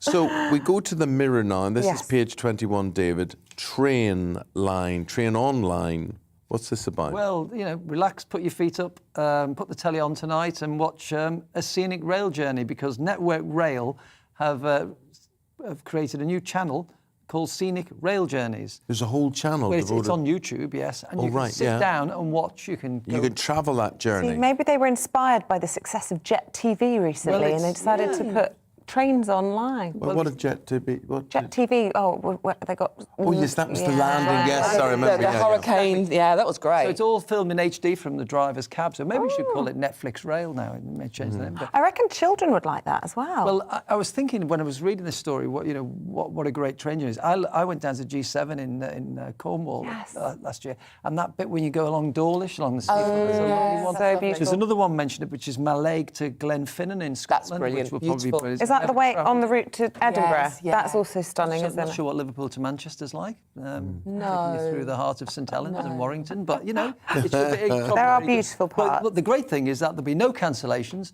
no leaves on the line, and certainly none of those irritating announcements. And it wouldn't cost you an arm and a leg either. Exactly. Remortgage for the trip. Good stuff. Very good. Dawn Neeson, David Wooding, thank you for that very entertaining paper journey review. Is terminating here. And you can alight. Thank you very much indeed. Done your job very well. We got through the Beaver update, and that was very good. Sorry. So The Apprentice, right? Yes. If you're a fan of The Apprentice, you'll be glued to your screens tonight. Semi-final time is upon us. Yeah, it is a history-making episode as all 4 candidates are female, and that's the first time that's ever happened. They're going to be battling for a chance to be Lord Sugar's business partner in next week's final. Let's bring in Tim Campbell. He's, of course, got an MBE, and he is Lord Sugar's aide on the show. Welcome back again to the programme. We had you on, didn't we, just before the show debuted a few weeks ago. How's this season been? Oh, it's great to see you again. Thanks for having me on. It's been amazing this season. We've broken records. We've really engaged a youthful audience. And people are really interested in the fact that in a time when there is lots of conversations about inclusion, we have an all-female final. That is an amazing testament to, one, the candidates themselves, but also how far along we've come in terms of women in business and actually the aspirations they have and how inspiring they are to the next generation of female founders. From this episode this evening? I missed your question then. Oh, sorry, I was just saying, what can we expect from the episode tonight? Well, you're going to get the usual individuals. This is usually the highlight for most people on The Apprentice, because this is the interviews where you're going to get the candidates' business plans interrogated by Lord Sugar's aides. So they've come along to hear about these massive magical pitches that these candidates have before potentially getting the £250,000 investment from Lord Sugar himself. So this is really exciting. Everyone's going to hear what these candidates are thinking about proposing to go into business with Lord Sugar. But interestingly, what the aides are going to say in response to their business plans. And lots of people, because I took over in the position next to Lord Sugar, from Claude, you'll be very excited to see that Claude will be back. Hey, you've been so good, Tim. Have you enjoyed it? What was it like? Because you've obviously seen both perspectives now, that of a contestant and that of being, you know, a big, scary, overbearing lord. Well, I'm worried that you call me overbearing, but don't worry about it. I'll take it. That's just the title, you know, it's just the role entitles that. Packet of biscuits or beavers blocking up dams, I suppose. But I suppose from my perspective, it's been great and a great privilege to be able to sit next to Lord Sugar and Lady Brady, seeing the potential of great candidates who have grown across the series and really who are showing that in the British culture, it's really important to think about how you can better yourself through hard-working endeavours. So I've been really great to see these candidates come the whole journey. Favourite? I don't have a favourite. It's like asking who's your favourite child. Don't lie. I think most parents lie. They do have a favourite child. Exactly. Right? But I really like most of the candidates because of what they've come through. And if people tune in tonight, Thursday at 9 p.m, they'll be able to see exactly who their favourite is. If they've got a favourite who will be coming through. But I like the diversity in terms of the different attitudes and approaches that you've got. You've got Catherine, who's always smiling, Stephanie, who's a military operation with regards to time, Brittany, who's ever coming up with new catchphrases and rhymes, and you've got Harpreet, who's been almost like a drill sergeant from the beginning, but really clear about what she wants to get people to do, including make lots of rice. So they're all bringing a lot to the table, and I think that's great because people can look at the screen and say, actually, there's bits of me that I could see myself there, or there's people I've worked with who are similar. What's the big quality, Tim? What is it you think that makes The Apprentice, you know, the ultimate winner? Is it an emotional intelligence? Is it a scientific intelligence? Is it a mixture? Gobbiness? Personality? What is it? I think it's having the sartorial excellence that you've got, matching colours, presenting in a great way. I love the green on you today. But in all seriousness, I think it's about the ability to articulate how passionate you are around getting towards the end goal. Lots of people may get caught up in battling other individuals, but the actual real key focus is how much do you want this against everybody else? And usually what we've seen over all 16 episodes is that the ones who are really determined always make it through to the end. You've got great examples of previous winners who have gone on to do fantastic things, either working directly for him as I did, or going out to create amazing businesses, whether it be in recruitment, creating new inventions, or other elements. So Sean's just launched a business in a high street retailer. So there's amazing case studies of people who have gone through the whole process and been very successful. And that's what Lord Sugar ultimately wanted to do. He wanted to inspire the next generation to follow in his footsteps and create businesses. And he's used The Apprentice in order to be able to do that. And Tim, when you look back at your time and when you won, how life-changing was it for you, and what lesson did you take away from it all? Oh, it's been amazingly life-changing. I can't go down the pub and claim I've got no money now, so everyone knows I can buy around, as it were. So that's been interesting. But in a life lessons way, it's been really great to learn from Lord Sugar directly and then go out and start my own stuff. Now working with OSTC Group, taking on new talent in the trading world globally now. So that's really been great for me. But I think what most people will see when they watch the show is, hopefully, it's about the determination to succeed and being given this once in a lifetime unique opportunity. What the BBC and the production company have done is really show to people that things are possible. And in the midst of all the madness that's going on in the world, a bit of hope is not a bad thing, is it, Eamonn? So true. So true. But in the words of Lord Sugar, Tim Campbell, you're fired. Only because we're out of time. Only because we're out of time, my friend. Very good seeing you. We'll be back anytime, FYI. Tim Campbell, thank you so much. Look, we're going to just take a quick look at some of the emails because we were talking in the paper about what... We have to tell people The Apprentice sorry, go on, you tonight. do that. You do it's that on tonight at 9 o'clock tonight on BBC One. There you okay? Go. So we were asking why beavers are good. Yeah. Steve Dog River, aptly named, has got in touch. Eamonn, beavers build dams in tributaries. They slow down river flow into great rivers and therefore help to prevent flooding downstream. It also increases habitats for our struggling wildlife, fauna and flora, and that is why I love our GB viewers for getting in touch. Well, that's nonsense. No, it's not nonsense. Well, That is not nonsense. Don't say things like that. No, don't say it, because you will annoy me now. We need 2 beavers to slow down a river flow. We can't get a man out and It starts put with 2. breeze Have you not blocks. watched Adam and Eve? Have you not heard of Adam and Eve? Starts with 2 and then they breed. What's Adam and Eve got? Well, you start with 2 and then they breed. Well, I'm just saying, they're vermin. Really, Not vermin. Eamonn, you can't say things like that. They're not vermin. They're really important to the ecosystem. They're big fat rats. No, there's been loads of research into it, and this is going to help in a time when we've got a real problem with our tributaries, our waterways, our ecosystems, biodiversity, They're going to block up wildlife, our rivers, conservation. right? We should be more worried about all these utility companies that pour effluent. It doesn't have to be mutually exclusive. They're going to Let's do kill all the above. beavers by everything, all the effluent that they pour into I the was about to read out another one about your suit, which was a compliment, but I'll scrap that now. Let's do something else. Right, in the past... You're so huffy. I like the beavers. Leave the beavers alone. Right, That's a quote that'll go down in history. There we go. Thank you very much indeed, Isabel. That's another one for the blooper reel there. At the time, 8:52 exactly. Are we carrying on? From Isabel, I like the beavers, Webster. In the past half hour, we spoke to Lucy Powell about the online harms bill. It is published today. Yeah. Before that, we also spoke to a dad called Yanis Dekas. He's father to 4 boys, and his youngest son was exposed accidentally, I think, to online pornography during lockdown. Well, here's what he had to say to us about the bill. Our story was, it was birthed from a very personal experience where during lockdown, one of our children accessed online pornography. And we had a phone call from the school. It was unfortunately on his school device. And so it put us as a family into obviously a huge spin with lots of consequences, lots of discussions, lots of difficult discussions. I remember actually coming back from central London on the train one day reading, now this is a number of years ago, that there would be a law that would require age verification for children to access commercial pornographic websites. And I thought to myself as a father, this is a really great thing. I'm excited about this, only to discover when we had this deeply personal experience that this law was never enforced. And that set us on a path of action to actually see what we as a family could do in this regard. So I'm very delighted about the announcement today and the fact that this is moving forward.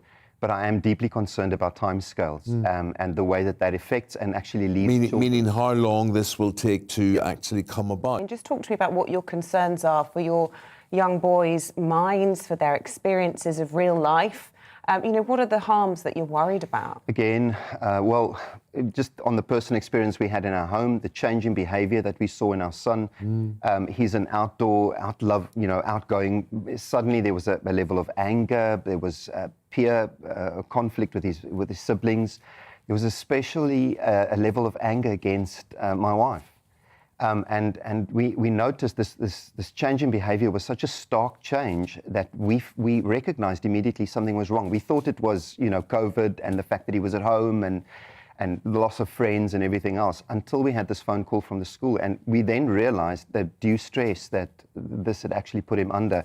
That's only one of the things I think that children go through. Research shows that this obviously puts a lot of strain and actually brings things into children's lives which are difficult to cope with. It objectifies women in a way that I would not like my boys to think of. And once seen, can't be erased. Can't be erased.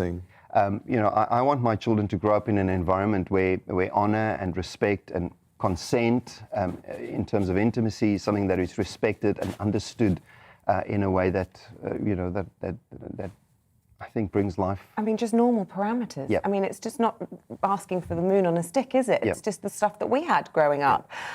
This bill doesn't just tackle pornography, it's also addressing things like sharing of harmful content, whether it be in terms of eating disorders or suicide. It is a huge problem at the moment, as you say, totally unregulated area, and it is the young that are paying the price for it time and again, isn't it? Yep. I'm very glad about the online harms bill in the sense of the comprehensive scope. It is going to be interesting to see how a lot of this will be enforced.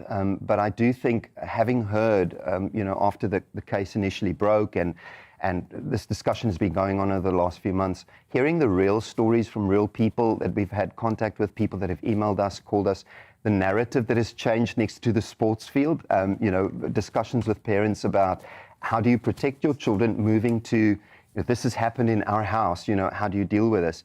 I'm very glad that this is happening. Obviously, our legal team that is involved in the case will have to really put forward what the implications of this will be. The case being this judicial review that you've launched. So we brought a judicial review forward based on the Digital Economies Act that was passed a number of years ago and was never enforced by the government. So I'm hoping on this occasion that this will actually get enforced.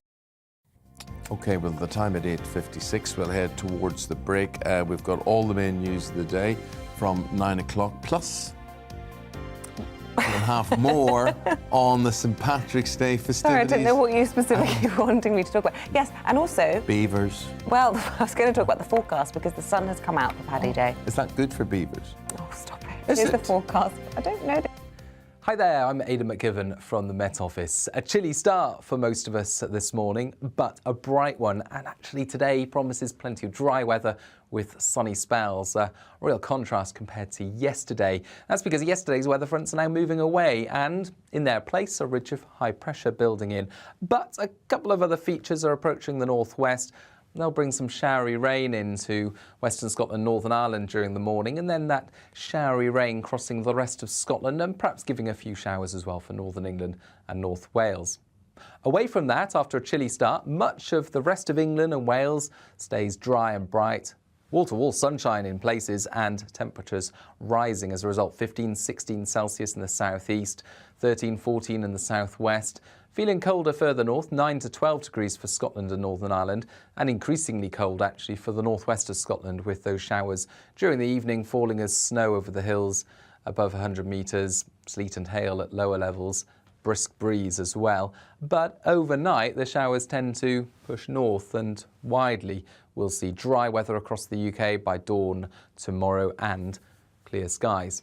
Not clear everywhere, there will be some cloud for Wales and Western England, and as a result, frost-free here. But where we've got the clear skies, a few fog patches and some frost first thing tomorrow. But tomorrow looks pretty good across the board. It looks like from the far north of Scotland to the far south of England, it's going to be staying dry. There'll be plenty of sunshine, just some fair weather cloud here and there, Northern Ireland, Southern Scotland, Northern England, the Midlands perhaps. So cloudier at times. But where we get the sunshine, 15-16 Celsius possible in the south, 13-14 further north. Saturday is looking even warmer, could get 18 Celsius in the far northwest of Scotland, but it's going to be breezy in the south and the east, feeling cool in that breeze. More sunshine on Sunday.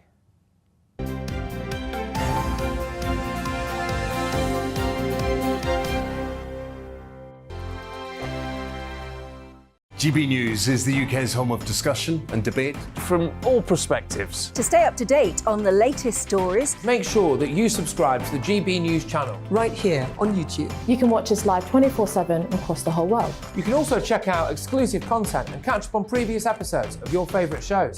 Every day, we ask the questions that you'd ask, so why not add your voice to the conversation in the comments section? Don't forget to subscribe. We are GB News, Britain's news channel. Every night at 11 on GB News, we bring you the next day's stories the day before. It's basically like time travel. If it's a big story, we'll cover it, guaranteed. But we'll also have some fun along the way. Big opinions, big laughs. Sometimes big hair. This is Headliners, the paper review show that won't send you to sleep like the others will. 11 p.m, 7 nights a week. Join us.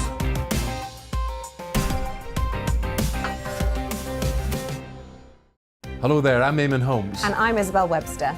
And we hope you can join us for Breakfast with Eamonn and Isabel. You make me laugh out loud, belly laugh. Is that important first thing in the morning? Yeah, absolutely. And there's me trying to be deadly serious. News is a serious business. Yeah, I have to rein you in sometimes. Well, it doesn't stop us laughing at it. It doesn't stop us having an opinion on what's going on. Yeah. And it certainly will not stop us reflecting what you think. Weekdays from 6 to 9:30 on GB News. I'm Dan Wootton. Join me Monday to Thursday from 9 to 11 for the feistiest and most fun news debate on TV, where free speech reigns. I'll bring you a sharp take on the day's biggest stories, bombshell newsmaker interviews, and A-list guests. And I guarantee you, no spin, no bias, no censorship, and no reason to go to bed. That's Dan Wootton tonight, Monday to Thursdays from 9 on GB News.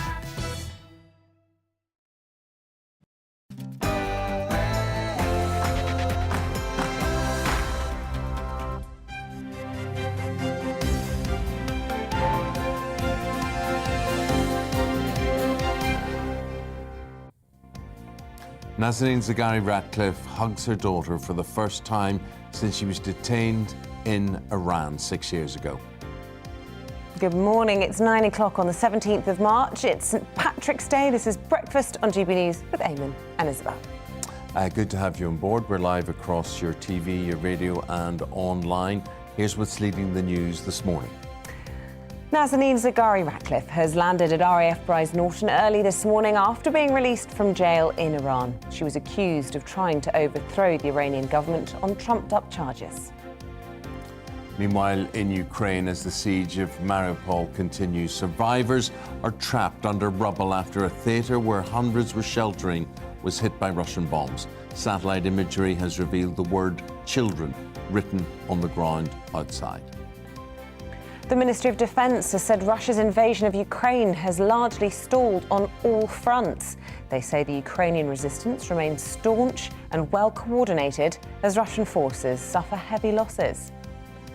And here we are, 17th of March. It is St Patrick's Day, the national holiday in Ireland. We're going to be live in Downpatrick, which is about 20 miles from Belfast in County Down, as the celebrations kick off. So let us know what you're doing for St Patrick's Day and join in the celebrations or the discussions by emailing or sending us pictures gbviews@gbnews.uk, or you can tweet at GBNews.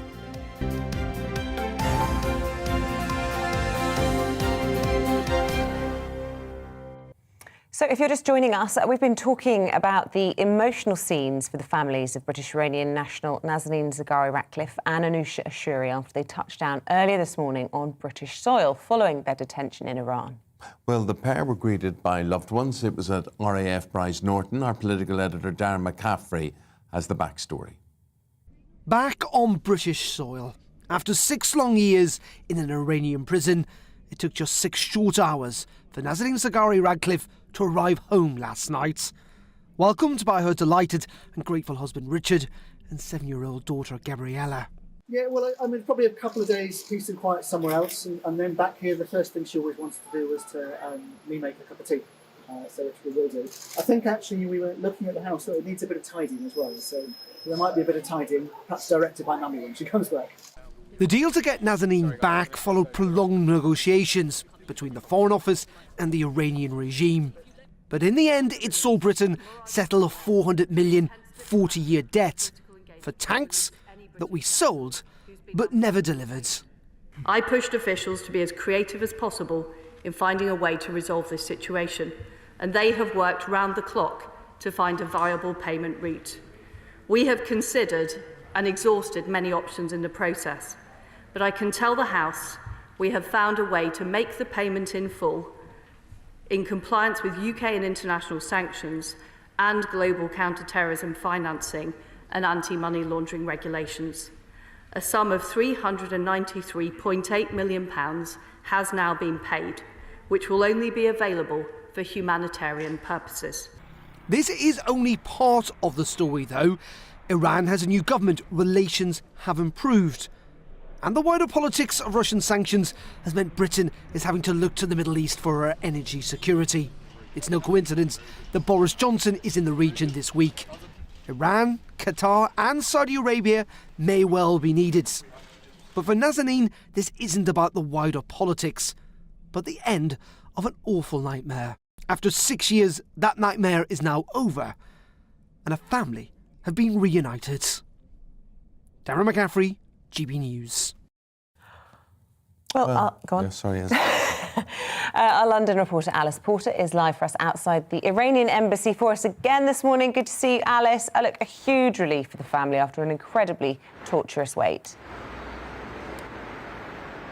Yeah, absolutely. I mean, there have been so many false glimmers of hope over the years, which has made it so torturous for the family. I mean, just a couple of years ago in the pandemic, there was a COVID outbreak in the prison that Nazanin was in, and so there was a rumour that she was going to be released. That never happened. And there were so many false starts like that. And so I think it's no surprise that Richard Ratcliffe's sister was saying this morning that they just couldn't breathe a sigh of relief until the plane touched down, because there have been so many opportunities over the last few years years, which had sadly been dashed. I mean, it's been really interesting hearing from the family this morning. We've had Richard Radcliffe's father sort of saying that he needs to give the house a jolly good tidy with his wife now back because he keeps it in a bit of a mess. And I think what's so wonderful to hear is that at the heart of this story is just an ordinary family who have been torn apart for almost 6 years. And we've got a little girl who's not seen her mother for more than 2 years. It's understood she slept in the bed between her parents last night. And I think what's so heartbreaking about this story is what happens when global politics sort of play out on the world stage but has such profound consequences for just an ordinary family. But it's a good day today, and I think it's so nice as journalists to finally have some positive news at last over 6 years of reporting on a pretty horrific situation for this family. Indeed. All right, Alice, thank you. Now, the Ratcliffe family lawyer, Penny Madden, joins us now. A very warm welcome to you, Penny. Thanks for joining us. I don't know if you got much sleep last night and if you've been in touch with the family this morning. Talk us through how the last few hours have been. Well, the last few days have been an absolute roller coaster. It all started and kicked off with Nazanin getting her passport back on Monday.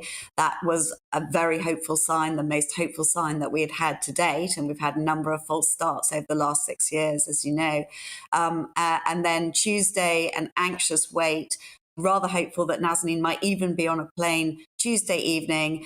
That was not to be. And then an agonizing wait at the airport yesterday morning, not knowing what was delaying the final release. And then the wonderful news that Nazanin was on the plane, and she texted a picture of her on the plane with the windows behind, looking ecstatic. Big smile on her face, and always, as she always is, calm and measured and very composed. And those pictures that you saw of the family reunited speak volumes. As the reporter just said, it's a real human. Yeah, as do the pictures, Penny, in the newspapers. You talk about that big smile on her face. Very, very natural pictures across the newspapers today. But I think it's fascinating, people listening to you and realising there was no plan, you weren't really tipped off. It wasn't as if you were told 2 weeks ago it's going to happen on this day and whatever, which brings us to the point, why last night? Why yesterday? Well, we don't have any real visibility. Obviously, Liz Truss has made this an absolute priority to get the debt that's long been overdue and owed to Iran paid. We have been asking for 5.5 years for this debt to be addressed because we very much believe that if the UK honoured its international legal obligations to Iran, Iran would do likewise and would release an innocent wife and mother. And that has proven to be the case. Why now? We don't know, but clearly there was an imperative on the part of the government and the Foreign Office to get this debt paid and to get Nazanin and Anousheh home. So, I mean, there have been 5 foreign secretaries, I think 3 prime ministers during the period that Nazanin's been going through all of this. Do you attribute then, from what you're saying, by the sounds of it, to Liz Truss's determination that Nazanin got released? I mean, I think we were very clear, and Richard was very clear with every foreign secretary what needed to be done to bring his wife home. We don't know why it's taken so long for that to finally come about. But obviously, whatever was blocking has been unblocked now. And the current Foreign Secretary, Liz Truss, clearly made that a priority, and the government clearly made it a priority. One has to ask why it didn't happen sooner. We've had 6 very long, agonising years. Yeah. And, you being a lawyer and all of that, does it end here? I think that's a question for the Ratcliffe family, and obviously they need to take stock.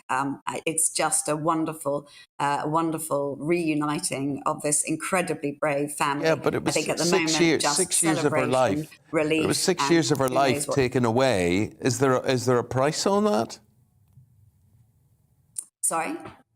It was 6 years of her life taken away. 6 years of not seeing her daughter grow up. Is there a price on that?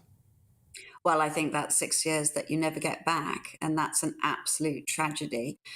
I think it's priceless myself, and it's terribly sad. We focus going forward on the fact that Nazanin's finally come home. And look, I know you said a minute ago that was a question for the Ratcliffes, but you are here as their lawyer. Presumably you've been in contact with them since that reunion. Just tell us about some of the reactions. I mean, we can see in their faces how happy they were, but do you have any idea what their plans are for the next few days? And I know it's Iranian celebration on Sunday, Nowruz. Will they be celebrating that? I'm sure they'll be celebrating. I think what they need right now is just some peace, some quiet, some tranquility to really be reunited as a family and to be able to, in the coming weeks, to just process what has been the trauma of 6 years. That's a lot to take in, but the pictures speak volumes, of course. Okay. Richard's and Nazanin's dreams of the last 6 years have now come true, and you have a little girl who has finally brought her mummy home, and she's ecstatic and thrilled. Well done on your work as well, Penny Madden. Thanks for your time this morning talking to us. I feel a movie coming on, can you? Or a book? Yeah, but it's all about smiles. And as Penny said, it's 6 years that she can't get back. Yeah. Penny Madden is the family lawyer for Richard Ratcliffe. Now, the UK Ministry of Defence has released a report claiming that the Russian invasion is stalling on all fronts. We now enter the 4th week of the invasion of Ukraine. The war has made 3 million people so far into refugees. Well, updating us live on the refugee crisis in Hungary is GB News reporter Rosie Wright. Good morning to you, Rosie. Tell us more about the situation at the train station where lots of Ukrainians are passing through. Yes, I'm in Budapest's main railway station. It's about 180 miles from the border with Ukraine, and already this morning it's getting much busier as trains come through. People are coming here to then work out where to go next, and pretty much you can get a train to any part of the EU. Let me just show you around a little bit. If the train that you want, let's say you're planning on going to France or to Germany, there might be a bit of a wait. You can't get the direct train. Over here, people are offering free accommodation, so you can see the sign there saying ride to the Netherlands, up to 25 people for free. Basically working out where people can spend some time until they can get to the destination they want to go to. Over there we've got a particular place for children. The Red Cross is set up as well with lots of places for food, a sort of makeshift waiting room. And down there is getting busy now. That's where the ticket office is. If you come with a Ukrainian passport, you can get a ticket pretty much anywhere for free. Of course, some people don't actually know where they're going. So some of the advice and the help that's being given here is not just practical, but it's emotional, saying, where do you have contacts? Where have you got friends, family who might be able to help? I want to introduce you to a family who came in this morning. If we can just walk around here. It's a girl called Anna. She's a teenager, 19, training to be a journalist. She's come in with her 2 sisters, 9 members of her family. Her dad, of course, has been left behind, and she's happy to talk to us this morning, so we can do exactly that. Anna, thank you very much for talking to us. Just explain what kind of journey you've been on this morning. Вітаю, доїхали. Дорога була в цілому дуже важка. It was difficult to get there, but it was comfortable because inside the train there was a lot of people. They give us, the food, food and hot beverages. It's good. You come from the town of where Zelensky was born. Just tell us what life's been like and how it feels to know that that isn't your home right now. Розкажіть, будь ласка, ви з міста, де народився президент, що ви взагалі думаєте і як ви зараз себе почуваєте? Так, я з міста Кривий Ріг. Yes, I'm from Kryvyi Rih city. The president was born Zelensky in our city. I feel calm. For us it was difficult, to decide to move to our country. We were a little bit scary, but we hope that everything will be okay. I hope so, that everything will be good. I know this is a really hard question to ask, but obviously you've had to say goodbye to your dad. Are you talking to him, and how are you feeling about that? Дуже важке питання, але що ми повинні сказати до побачення своєму тату. Як ви зараз почуваєте, що він зараз робить і чим він займається? Він захищає наше місто. My father defends our city. He's a member of territorial defense. I hope, because he's so powerful with Ukrainian spirit and everything will be okay. I'm trust for Ukrainian soldier in the territorial defense. You've shown some extraordinary bravery yourself. I know that you've been working as a journalist trying to counter disinformation. What's that been like? Ми знаємо, що ви працювали як журналісти, зараз намагаєтеся боротися з дезінформацією. Як ви це робите? Ми створили креативні сили України. We created the non-governmental organization, the creative power of Ukraine. Це волонтерська організація. Ми намагаємося зробити корисну інформацію. We fight against the disinformation was produced in Russia because it's important and because a lot of fake news produced in Russia channels. It's why we created this community to find again disinformation as the volunteers. How difficult is it to find information that you can really trust?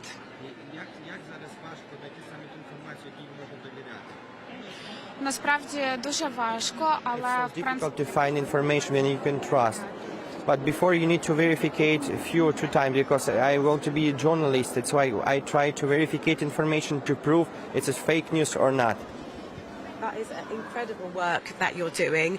I know that you're going to stay in Budapest. What's the plan? так зараз ми залишаємося. Yes, we will stay in Budapest. As we so thank you for them, for people from Hungary. They give us accommodation, transportation, also food, and we just thankfully and we would like to stay in Budapest. Anna, thank you very much for speaking to us. If you are okay with it and with your family, perhaps tomorrow we can come and see how you're getting on 24 hours into building what is a new life. Це було б дуже круто. Thank you so much for this. Yes, we see you tomorrow. Yeah. I think we'd love to do that. Anna, thank you very much. I'll leave you to go back to your family.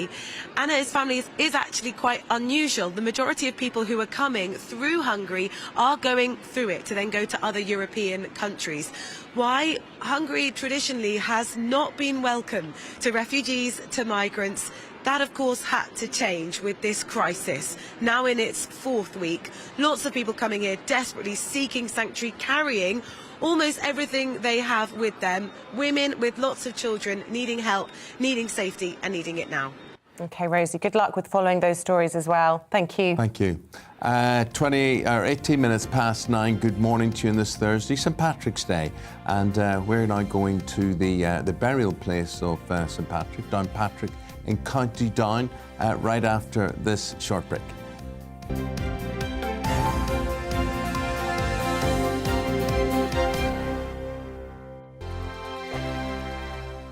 GB News is the UK's home of discussion and debate from all perspectives. To stay up to date on the latest stories, make sure that you subscribe to the GB News channel right here on YouTube. You can watch us live 24/7 across the whole world. You can also check out exclusive content and catch up on previous episodes of your favourite shows. Every day, we ask the questions that you'd ask, so why not add your voice to the conversation in the comments section? Don't forget to subscribe. We are GB News, Britain's news channel.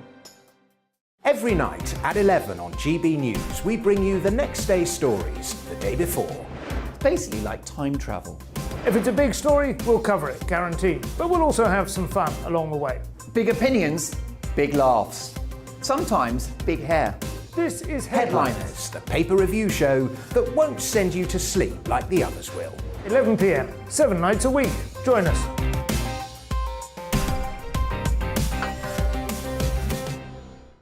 Hello there, I'm Eamonn Holmes. And I'm Isabel Webster.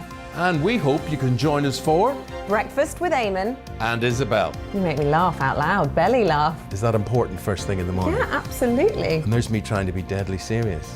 News is a serious business. Yeah, I have to rein you in sometimes. Well, it doesn't stop us laughing at it. It doesn't stop us having an opinion on what's going on. Yeah. And it certainly will not stop us reflecting what you think. Weekdays from 6 to 9:30 on GB News.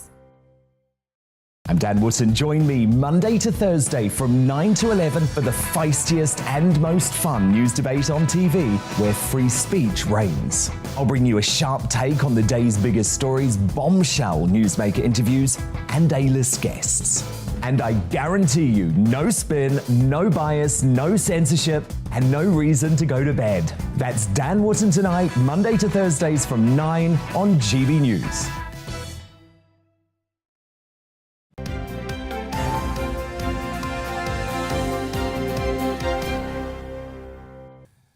The St Patrick's Day parade is back on the streets of Northern Ireland after a long absence due to COVID. Yeah, let's go to our reporter Doogie Beattie, who is now joining us with the preparations. Doogie, tell us where you are and why it is significant this St Patrick's Day. Well, first of all, happy St Patrick's Day to you all, and welcome to Down Cathedral in Downpatrick. This is the final resting place of the saint. His grave just lies over my right shoulder, and the parades here haven't been able to take place in the last couple of years, and St Patrick's Day is a big commercial operation, not just in Ireland but all over the world. And it started off as a day, it's now became a weekend, as Eamonn will know. Last night was the St Patrick's Eve celebrations. I went to Belfast to try and catch a little bit of flavour of what was going on in a family event and see just what was going on today.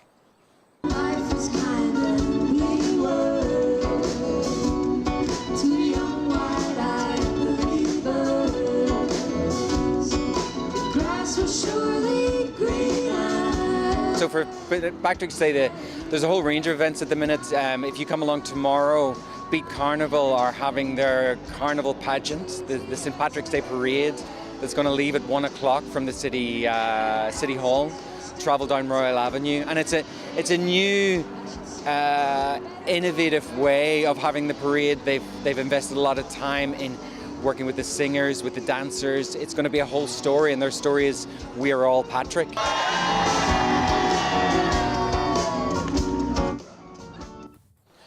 Well, you can see the atmosphere there last night was very, very good. It was shaping up to be a fabulous weekend. The sun is out, and these parades, of course, will not only celebrate culture of who we are, but they'll also bring in lots of money into the city with hotels and nights out and restaurants. So we're all really looking forward to a very, very good weekend. I bet you are. What are your plans then, Doogie? Are you going to go out and celebrate? Well, I will be celebrating, but I'm down chasing a story actually in Cork, of all places, right down in the very south of Ireland. So hopefully we'll be able to get a few jars in when we're sitting down in round Skibbereen. Have you got your green suit, just like our man in the studio here? I was going to put the green suit on me, I was going to put the hat on me, I was going to put the little bow tie, but being in Downpatrick and all the height I am, I might have been carted off into the bushes somewhere and never be seen again. A leprechaun. Are you seeing much shamrock being sold, Dougie? It's a rare commodity, fetching a premium price these days. It is. It most definitely is. In fact, in sort of the agriculture that I look at, it might be a better way of making money, I think, of growing that sort of stuff. And of course, that's all down to Brexit and the protocol. We covered that on Valentine's Day. Love it.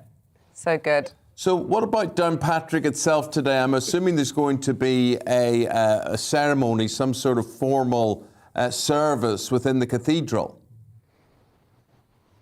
There's actually, at this minute in time, there is a Christian service at Saul, and it's a very integrated service, and then they make their way down into a mass at about 9:30 in the town, and then at round about 11:30 to 12, the parade itself leaves from the Downshire area and makes its way through the town behind us. So at this minute in time, people are starting to gather in that area, and the event is starting to gather pace, but it'll not really take off, I suppose, to about 11 o'clock.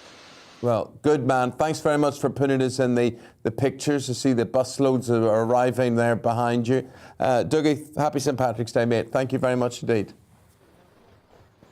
Lots of compliments about your suit this morning. Really? Yeah, lots of people. It's the first time I've worn it. James Burns says, but where's your shamrock? Love the suit, but where's Can't get it. Can't get it. I can't get your hands on one. You'll be celebrating today, a little Guinness later. No, I'll be celebrating. I know exactly what I'll do. I mean, I always celebrate. I won't work. I mean, I finished now at 9:30. I'll not be doing anything else. No, that'd be nice. And you've always done that in your family. Always done that. And Nice that's tradition. a family thing that we would do as well. But, Well, we've loved your company all week. We hope you have a lovely weekend. Tom Harwood is up next with the briefing, and we'll be back Monday morning, bright and early. we will bright and early. Everybody's Irish today. Have a good St. Patrick's Day. Thanks for watching. Bye-bye. Here's the weather. Hi there, I'm Aidan McGivern from the Met Office. A chilly start for most of us this morning, but a bright one. And actually today promises plenty of dry weather with sunny spells. A real contrast compared to yesterday. That's because yesterday's weather fronts are now moving away and in their place a ridge of high pressure building in. But a couple of other features are approaching the northwest. They'll bring some showery rain into Western Scotland, Northern Ireland during the morning, and then that showery rain crossing the rest of Scotland and perhaps giving a few showers as well for Northern England and North Wales. Away from that, after a chilly start, much of the rest of England and Wales stays dry and bright. Wall-to-wall sunshine in places and temperatures rising as a result. 15, 16 Celsius in the southeast, 13, 14 in the southwest. Feeling colder further north, 9 to 12 degrees for Scotland and Northern Ireland, and increasingly cold actually for the northwest of Scotland with those showers during the evening falling as snow over the hills above 100 metres, sleet and hail at lower levels, brisk breeze as well. But overnight the showers tend to push north and widely we'll see dry weather across the UK by dawn tomorrow and clear skies. Not clear everywhere. There will be some cloud for Wales and Western England, and as a result, frost-free here. But where we've got the clear skies, a few fog patches and some frost first thing tomorrow. But tomorrow looks pretty good across the board. It looks like from the far north of Scotland to the far south of England, it's going to be staying dry. There'll be plenty of sunshine, just some fair weather cloud here and there, Northern Ireland, Southern Scotland, Northern England, the Midlands perhaps. So cloudy at in the south, 13, 14 the north. Saturday is looking even warmer, could get 18 Celsius in Scotland, but it's going to be breezy in the south and the east, feeling cool in that breeze. More sunshine on Sunday.